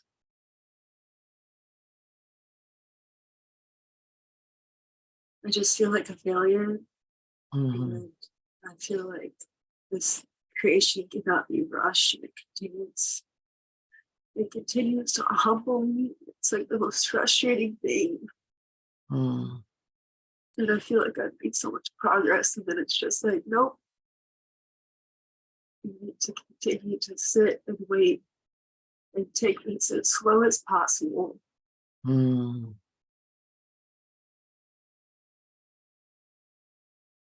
So we hear that there was a little collapse here of confidence from the feedback. And it feels like you keep getting put back at the beginning. And we want you to notice that what you've built already is so substantial that these people can see the tree. They can see the tree. They can see that you're evolving something that has a lot of substance. It's further along than you might think. And there's something in the base there that may want to be shifted here. Feels more like letting its own life come forward because it's already has substance.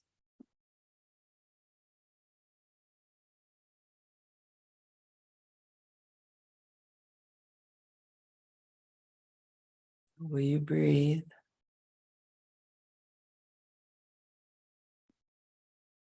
Will you ask for your being and your guides to help you rise up out of that little pit you fell into, come back to solid ground. Feel your roots. Feel your place in this circle. And maybe look at these others and see the love that's coming towards you.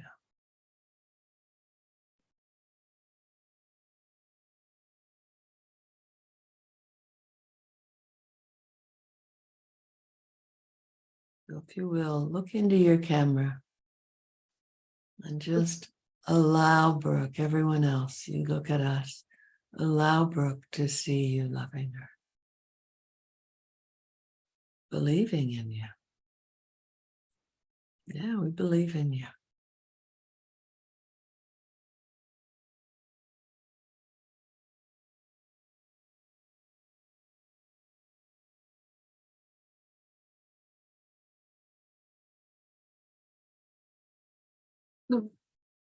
Yeah.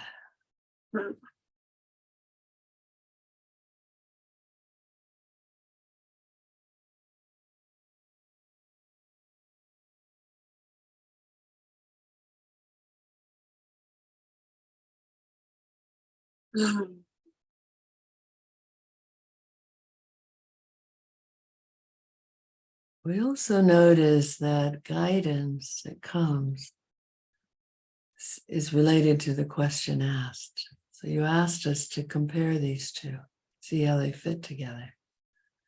If you had asked, is this viable? Do I have something here that I can evolve into a really beautiful offering? You probably would have gotten a lot more affirmation.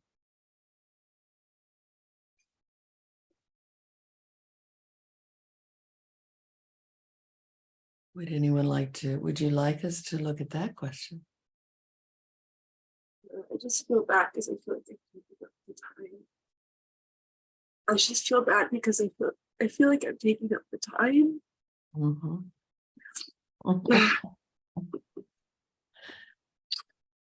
Is everyone willing to give a little more time to this? Yeah. You know, when someone's in Saturn return, they get special consideration. Especially when it just changed signs. It's tough.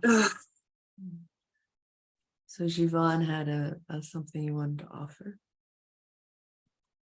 Yeah. The question about failure and success, which came up into light. And what I got is like, you're loved as you are. You don't need to do anything. You don't need to be anybody. You don't need to have a wonderful program. You can have a wonderful program or not. Got nothing to do with you.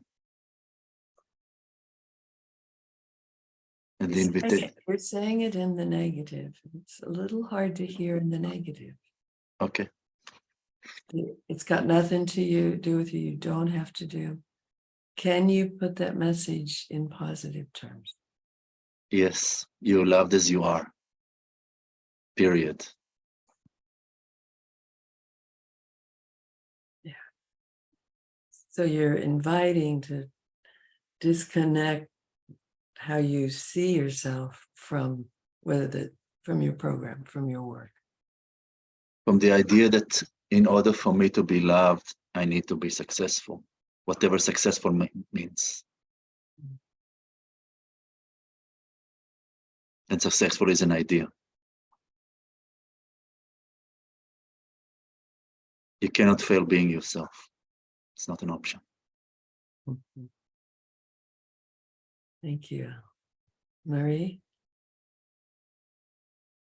Would just love for you to see and understand how beautiful your spirit is and the great journey it's on and your learning and how exciting that is. I wish at your age I could be where you are now. You are just in such a beautiful place and doing such, I mean, I want you to understand the beauty of you right now and how you're reaching out and learning step by step. Take pride, because I do, just looking at you. You're like a child to me, and you're like a beautiful, growing, glowing child with all these questions and looking at the future, asking what you can do and how can you do it and how can you help people. This is beautiful. So I hope you can see that in yourself.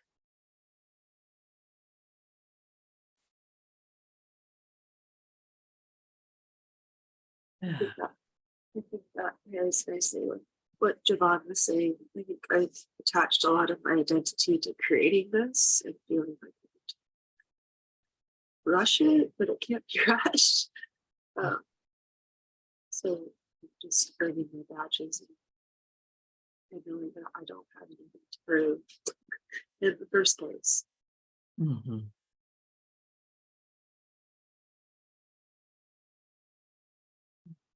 So Olivia had her hand up and then What came up, and thank you, Brooke, for asking the questions that you did, because it is something that I've also looked, into for myself. And what arose was, where is the celebration in the creativity?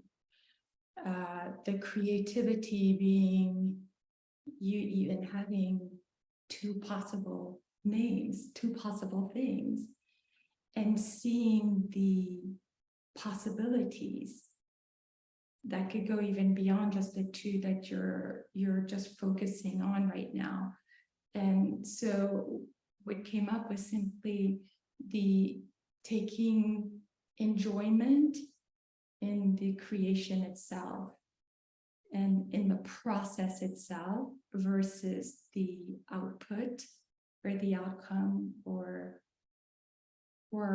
how you are envisioning it to be, but allowing yourself to be in fully with the process of having those two choices, if you will, those two possibilities that you can bring out. I sensed in the moment of everyone's input as they were bringing their answers to you, there were answers that your soul delighted upon because it was more of like, yes, this is their journey. And whereas the personality you was more like, no, I need something definitive here. This is not helping me at all. And the sense of like, I need for this to make sense. And I want a concrete answer. All the concrete answers is going to sound really, trite, but we all know all the answers rely upon ourselves. It's within us. It's whatever we eventually align with, what we're in resonance with. And whatever that is, others will be in resonance with it, or they won't be in resonance with it. That's inconsequential in terms of you being the powerful creator that you are. You can create anything and everything. Hopefully this finds a space in your heart where you may feel an alignment with or not. Thank you.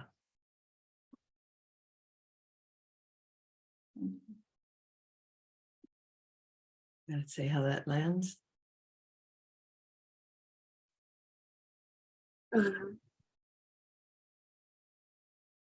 Yeah, I think that's the celebratory aspect of the creation process and enjoying the process.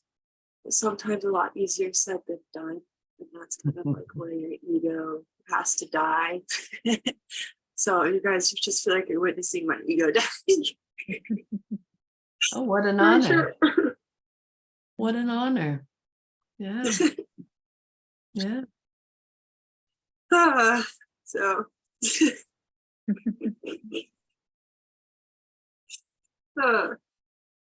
Mhm. yeah. You're right, Brooke. It is easy Sorry. to say that. Oh, Mhm. okay. Yeah. We've all been through one or maybe two Saturn returns. We get it. It does. It takes away what's not aligned and real. Yeah. And then it builds new structures.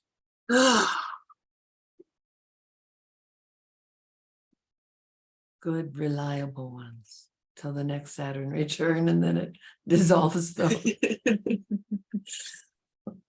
Yeah. Mhm. Mhm.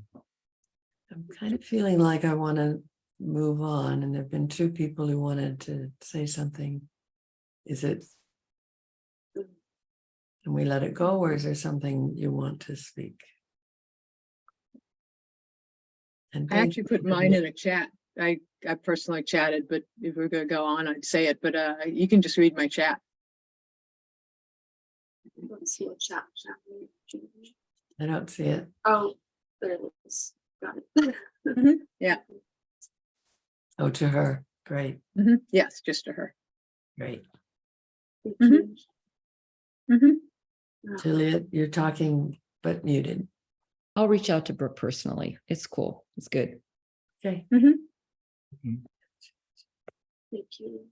So can we just send you our love and support? Yeah. Mm.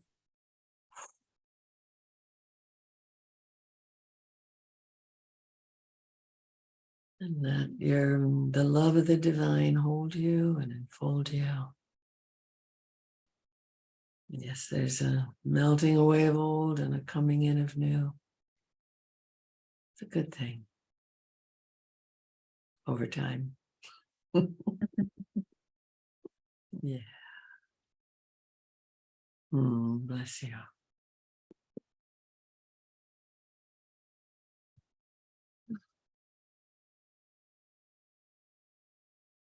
So, But Evelyn, could you respond to something? Could you say something more about what you said? Because I think it's really important. You said that when you get feedback, and I want to make sure I heard this right. So like if your reaction is really like that's the level of what you have inside of you that hates you. You said something like that, that's unkind to you. And I really want, because it made me stop for a minute, because I want to understand that better, because I think that if something catches you that much, then you know that it's something you need to understand. Am I making sense? Do you remember what you said? we can bring back the context, yes. That, and it relates to the teaching early on about creating the reality you want with the thoughts you think. Yeah. So it's actually from neurolinguistic programming. They talk about feedback can be information for change, or it can be an opportunity to shame yourself. It can make you feel bad or feel I've got new information. And if you're unkind to yourself, you're more likely to make it criticism. So instead of feedback, it becomes criticism, and it can reinforce the criticism you've already got going on. Got it. Okay. When you're kind to yourself, you're more likely to like create a container to hold the feedback, like, okay, well, let me see what I can learn from that.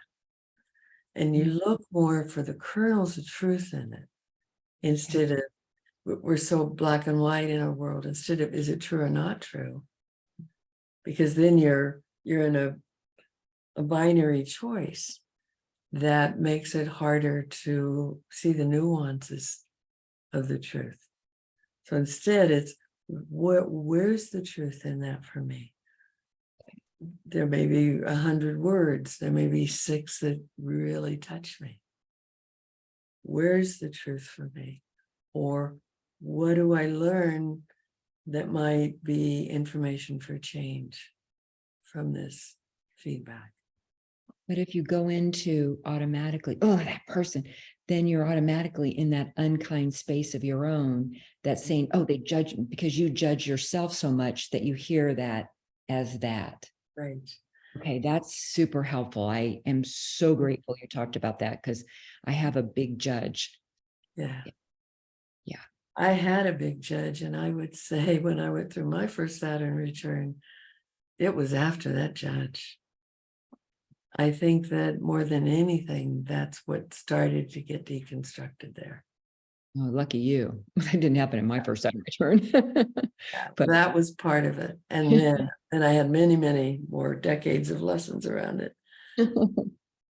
But as you treat yourself, you interpret input, you can interpret input or feedback through the filters of your self-judgment, of the way you make yourself and what you do wrong.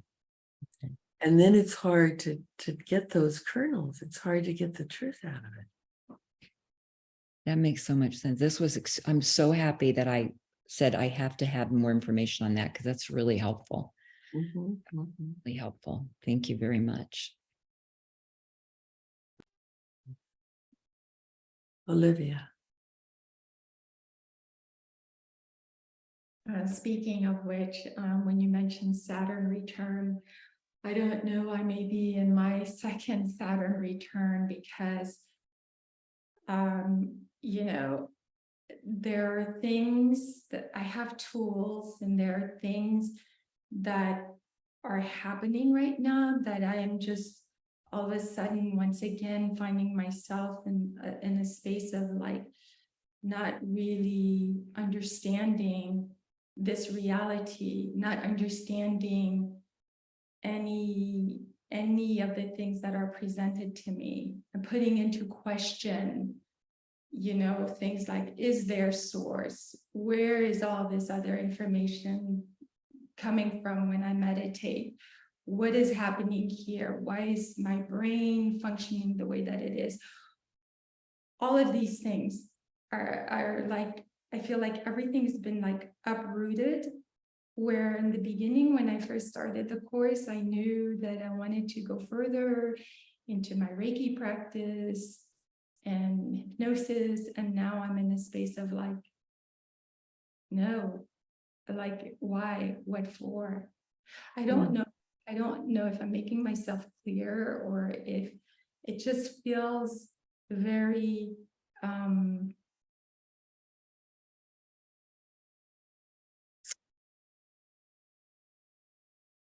it feels so different that even to verbalize it, it's like very difficult. I find myself in a place of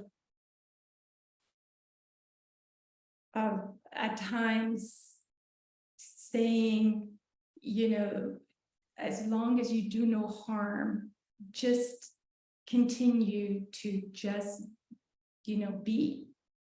And then other times it's like, no, well, you have to do this because you need this. And you, in following certain things that I don't know if I'm even making sense. At times I feel like I'm not even making sense to myself anymore because it just like everything is just like really, I feel dyslexic all of a sudden with everything, dyslexic spiritually, dyslexic physically. It's really strange. I don't know if anybody has any input. Sounds very much like astrological transits that are affecting you. The effect of Saturn going into Pisces this last month is to melt illusions. Everything that felt like illusions. And Pluto back and forth at the beginning of Aquarius is sparking this Uranus energy that's just burning away things that felt real.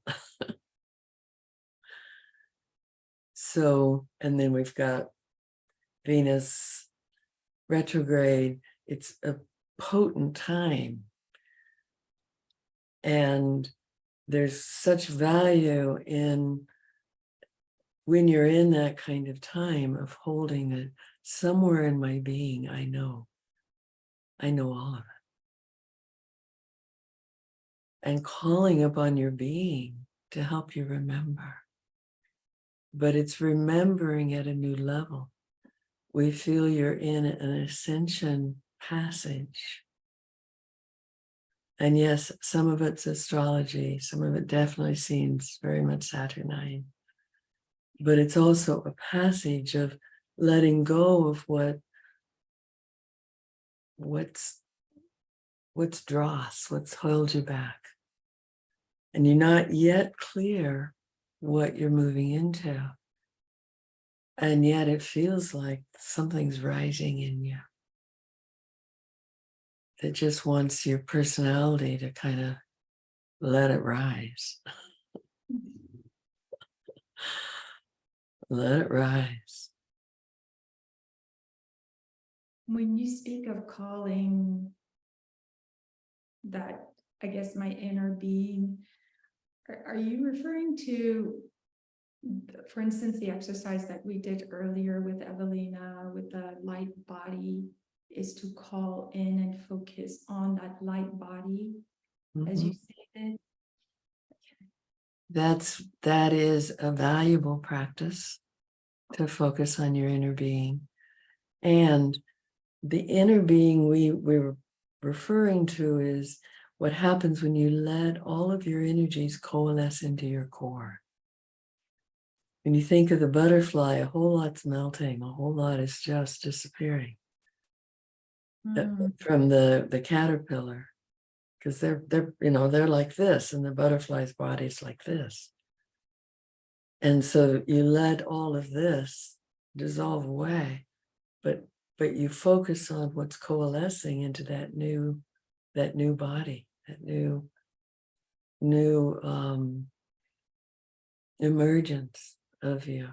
You can't know it yet. The butterfly doesn't know what it is, and it doesn't know why it lost so much, and it doesn't know what those things are back there. And then the cocoon dissolves and it goes, and the imaginal selves is what evolves that next expression. So we want to kind of say to you, let your imaginal selves cook you up again. They know what they're doing. Okay. I like that. And I've got a huge imagination, so that really landed spot on. Beautiful, beautiful. Thank you. Yeah. I wanted to say thank you to Juliet, who posted in the chat the Saturn return, and I turned 56 on May 31st. So if things have just I feel like the word even intensify doesn't even begin to describe what this is. It really has me really paused and just questioning like everything, just everything. But yes, thank you. Thank you for pointing out the tools. And Might be a lovely time to get an astrology reading. Yep, we'd say that to Brooke too. Get guidance to go through these passages, they're intense. So we want some time for closing. If there's any burning shares for Olivia, we'll do that, and then we'll have our closing time.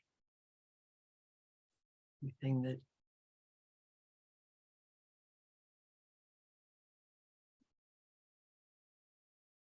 sounds like closing. Okay, Juliet's going to be right back.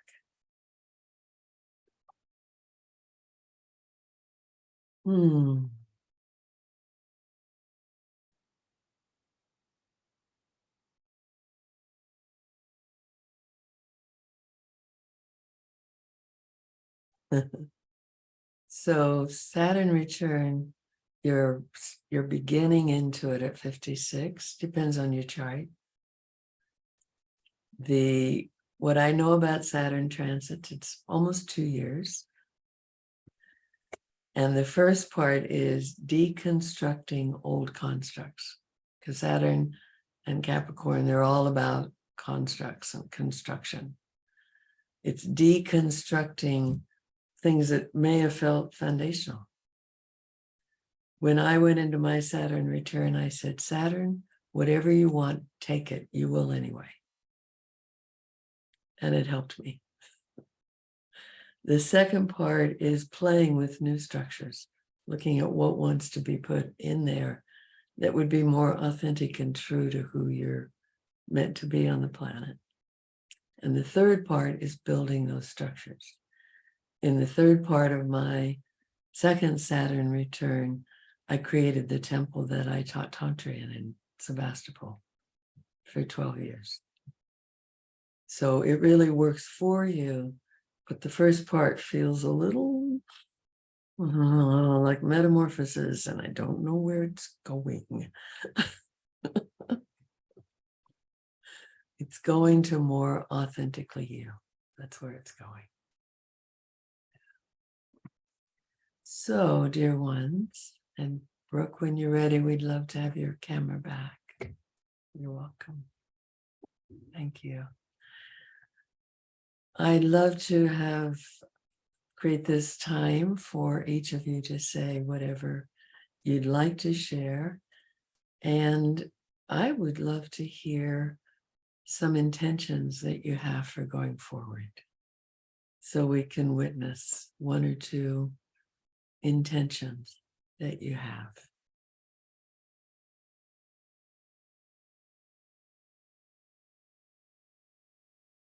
So anything that feels important to share with the group and those intentions.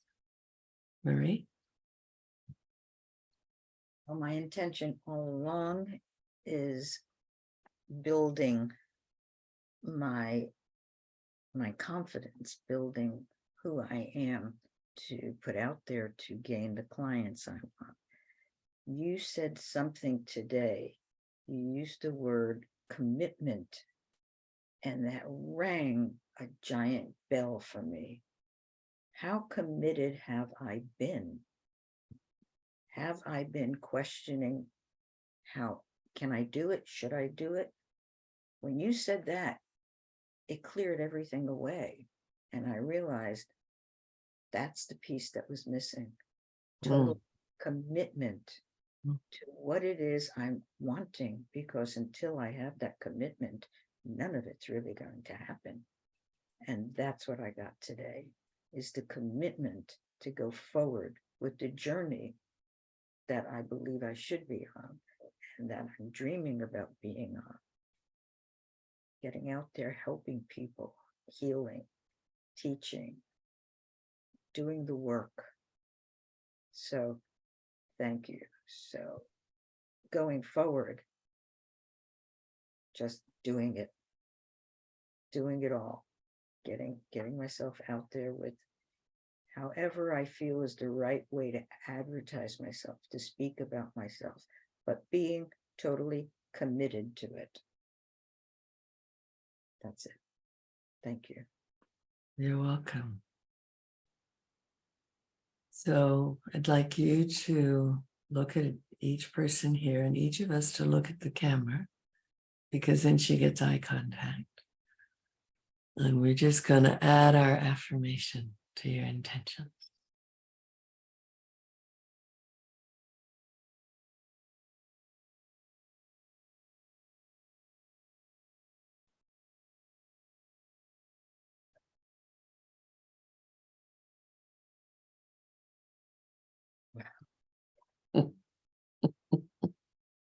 That was very powerful. Thank you. Thank you. The very first Tuesday, our very first gathering, I shared a whole quote by W.H. Murray about commitment. And it was interesting because the council brought in some of those words, so it must have been for you. And I suggest you go look at that whole. Yeah. I will. So true.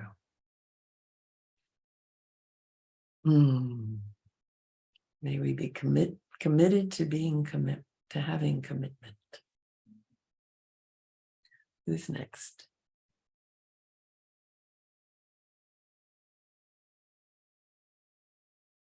I think I can go after that, because I think it feels a little similar to Marie. As I've really appreciated just being present, which is committing to being present, and noticing how much energy I spend questioning my process. And so I really appreciate the sharing that Brooke and Olivia, and different times Olivia, but especially today for Brooke and Olivia, because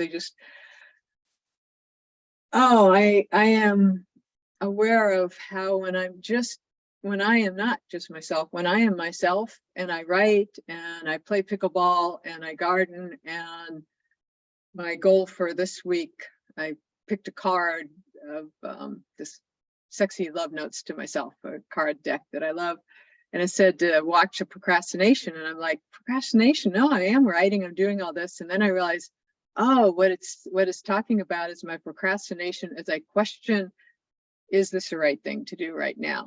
And I was aware of how much time every single day I use questioning myself. And so the last few days I've just moved into the next thing, and committed. And I think it's more confidence and more what I call gapping, which is guided on my path. I just know that this is what fits for me now, and not go into my mind. So that is my commitment to keep just trusting the process and being in it, because that's one of the things about getting older that I've realized is all the I had this incredible structure all set up where I was giving workshops and everything, and then COVID came and wiped everything out, and including my marriage, and everything's different. And here I am, totally enjoying life. So thank you.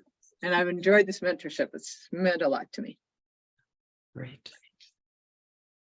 Great. So, do you feel you've shared your intention? Mm-hmm. Yeah, Great. my intention is to keep being in the moment, In a moment. committed to the moment. May we add our affirmation? Mm-hmm. Look into our cameras and you look into our eyes.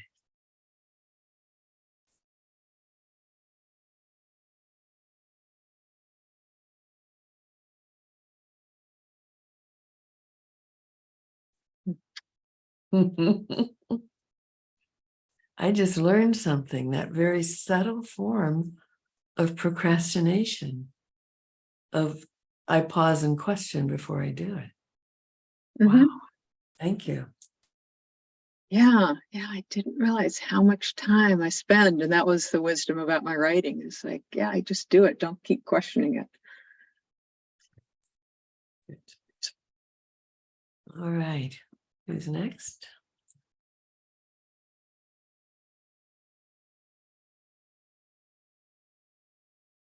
Yvonne?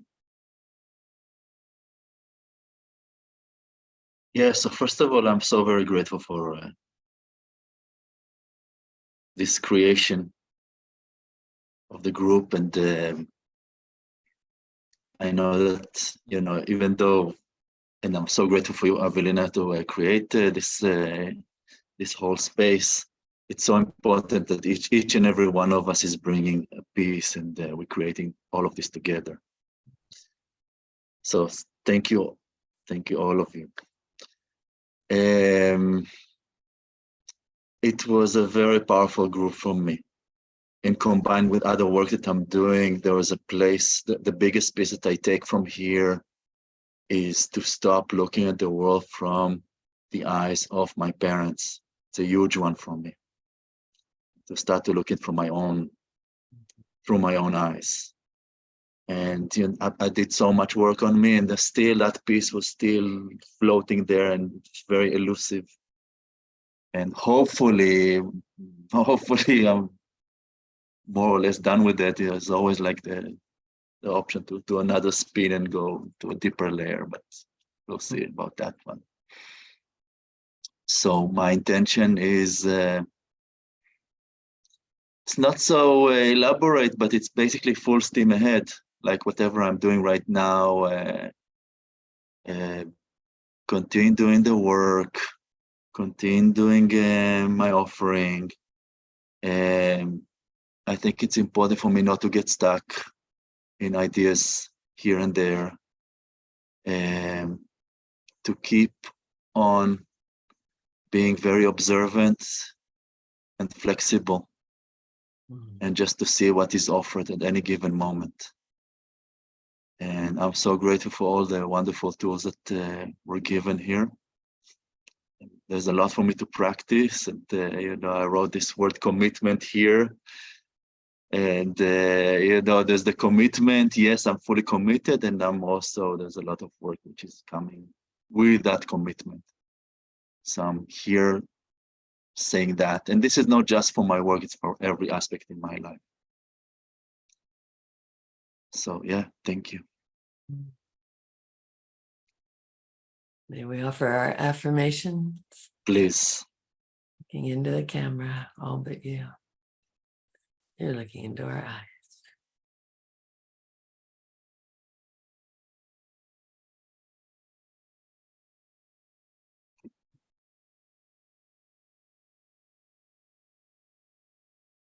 Beautiful. And who's next?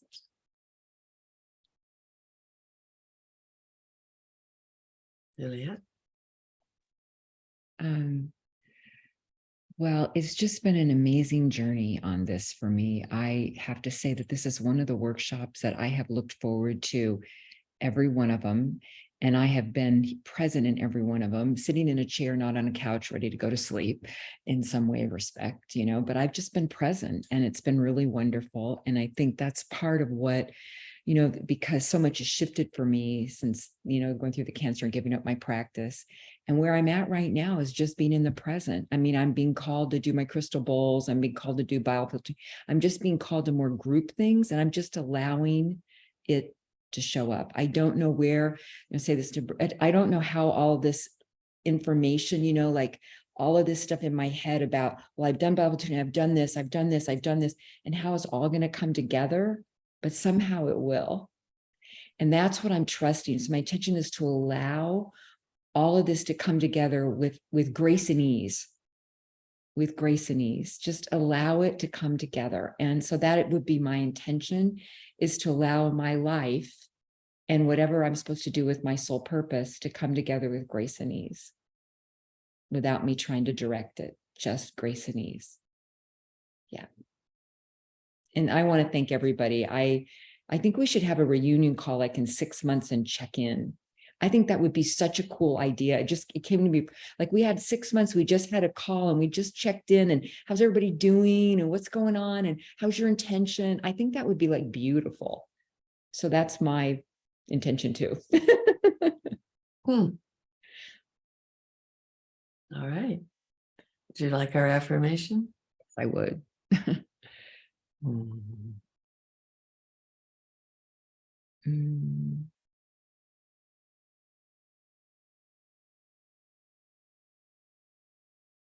Thank you. I gave each one of you a beautiful heart. Thank you. As I look into your eyes. So thank you. Mm. And who's next?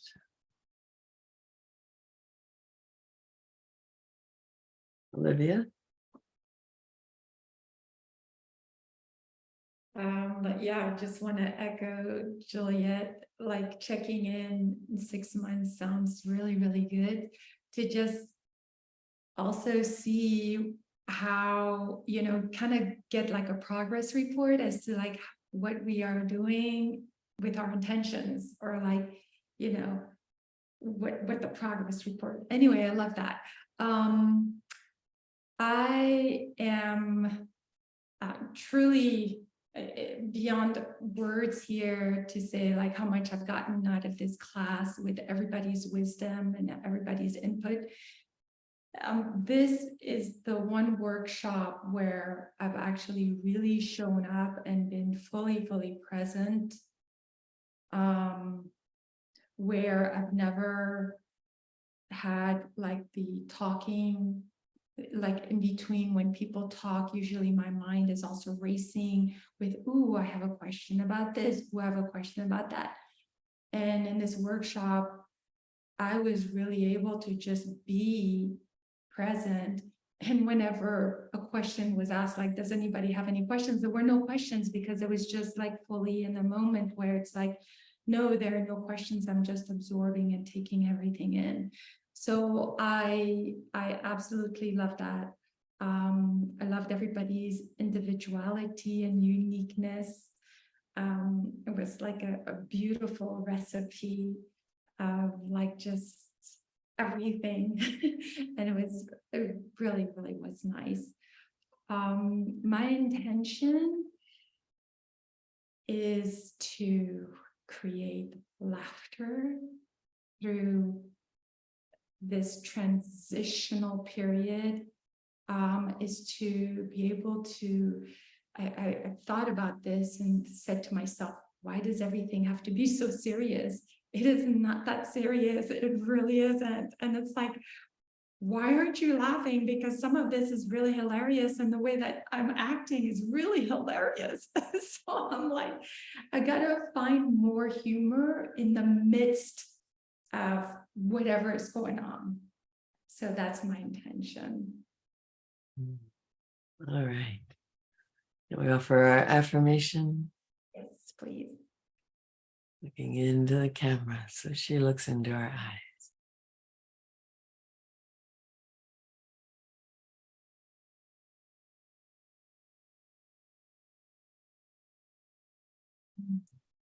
receive.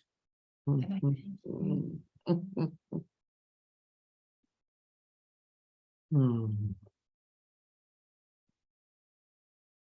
And next, Brooke. I'm feeling still kind of tender, so apologies for the emotions that might come out. Apologies are not being received because they're unnecessary. And I'm just very grateful for a space to be seen and for a space to share and to practice. I really appreciate channeling and appreciate all of you guys and the wisdom that you have offered along my path. And hopefully it's been reciprocal. And I just think it's been a very powerful container and a really powerful mirror. We've been very powerful mirrors for each other. And I think Olivia said it. I had the same sensation when Olivia spoke to how it feels like we're looking. She felt like she was looking at herself through different eyes. And I see that. And I find it so beautiful. Every single week has been very activating. And although I didn't come to 2 because I was just in the underworld, and I've just been this pile of goo, apparently, my Saturn return. I'm really grateful to finish and to be able to be in community for all the lessons that Evelina has shared. They really put me into contact with that, those modalities within myself, and really being able to believe in my intuition, but as well as like even just the things we talked about, the light body today and healing properties. So my intention going forward is to, A little louder. sorry, which goes into my intention, of course. My intention is to really embody the teachings that I'm here to offer, and to go at my own pace, and to so it was like, and to sing them into reality from every like aspect of who I am physically, and be able to just take things slow and know that there's nothing I need to do except be me, like allowing those things to crumble, wanting to make and create and that kind of thing, so that I can just be me and allow myself to be led, instead of trying to like create things all the time. May we add our affirmation to that. It's beautiful.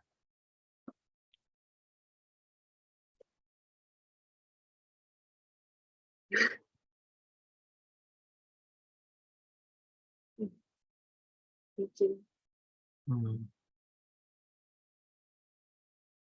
There's a book titled by Buddhist nun, "What You Seek, You Already Are." Yeah. So from the Council of 12, we would share that it's quite extraordinary to work with all of you. Your deep receptivity, your openness to learn, your desire to take what comes in and make it your own, and your willingness to become happier and at more ease, and more calm, more self-acceptance. You know, one might think you come for your business, but perhaps you're taking more of yourself with you. From the power of this group, it's been very potent and quite a joy to work with you. And so know that there's a gift of you coming in, growing, evolving. You might put yourself in Divine Mother's great heart womb often. Tell her what you want carved away next. Uninstalled or instilled, brought forward. Yeah. What you seek, you already are.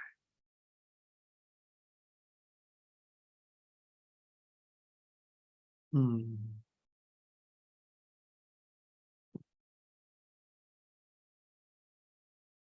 So, dear ones, we send you with our love and our blessings to walk this path that you each have so firmly put your feet on. Even if, Olivia, it feels a little ethereal, you've got your feet on the path. And you too, Brooke, firmly. All of you. So we bless you. We are also reluctant to go. And we honor our agreement field. So we bless you. We honor each of you. We honor your spirit. We honor that in you, which is fully in the quantum realm and in the heart of divinity. We bless you. We thank and bless and release all the guides here, asking for continued high and exalted guidance for each one here, that you may walk your paths with miracles of grace and ease. The blessings of the cosmos to earth, bathing Gaia in such light and love that she's just like, yes, yes, yes, yes. Soaking it in. Blessed be. Ooh. Thank you, Council of 12. Thank all of you.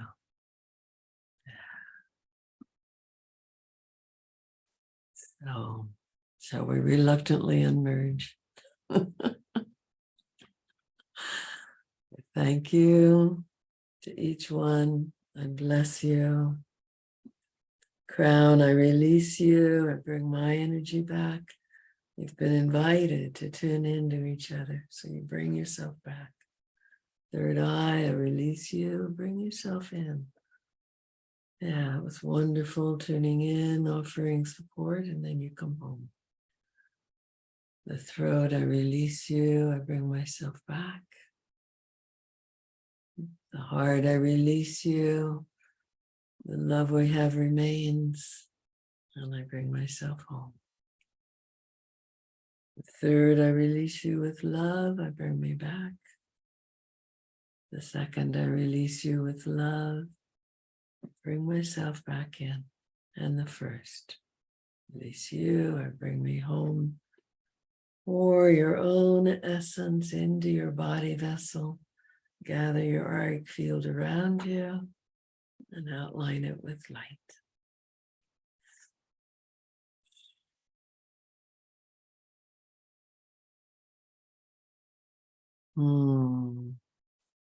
Thank you.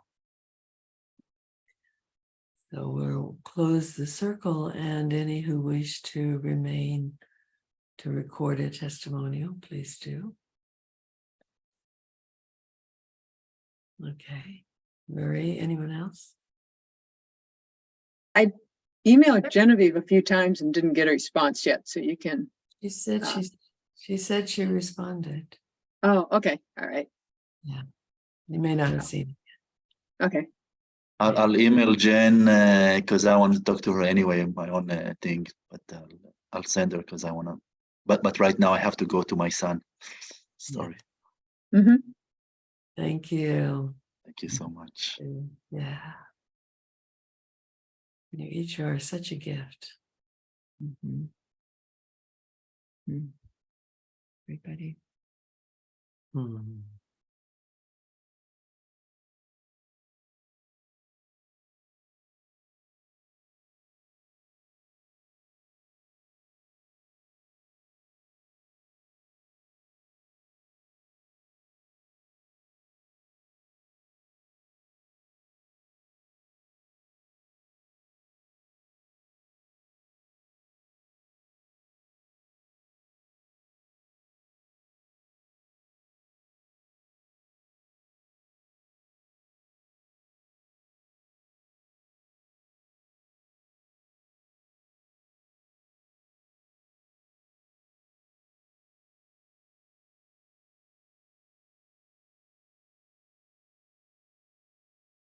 It's like emails are dropping into the chat and Yeah.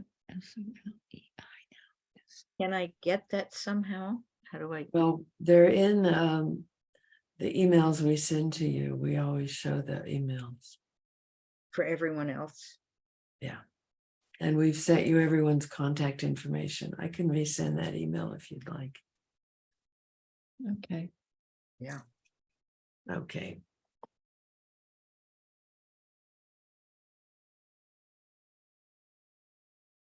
Has anyone changed since the beginning? Okay.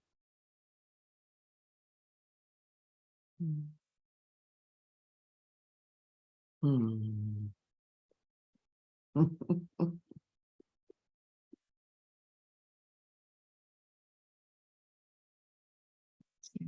Gonna stop the recording. I'm gonna stop this one so we can record new on the testimonials.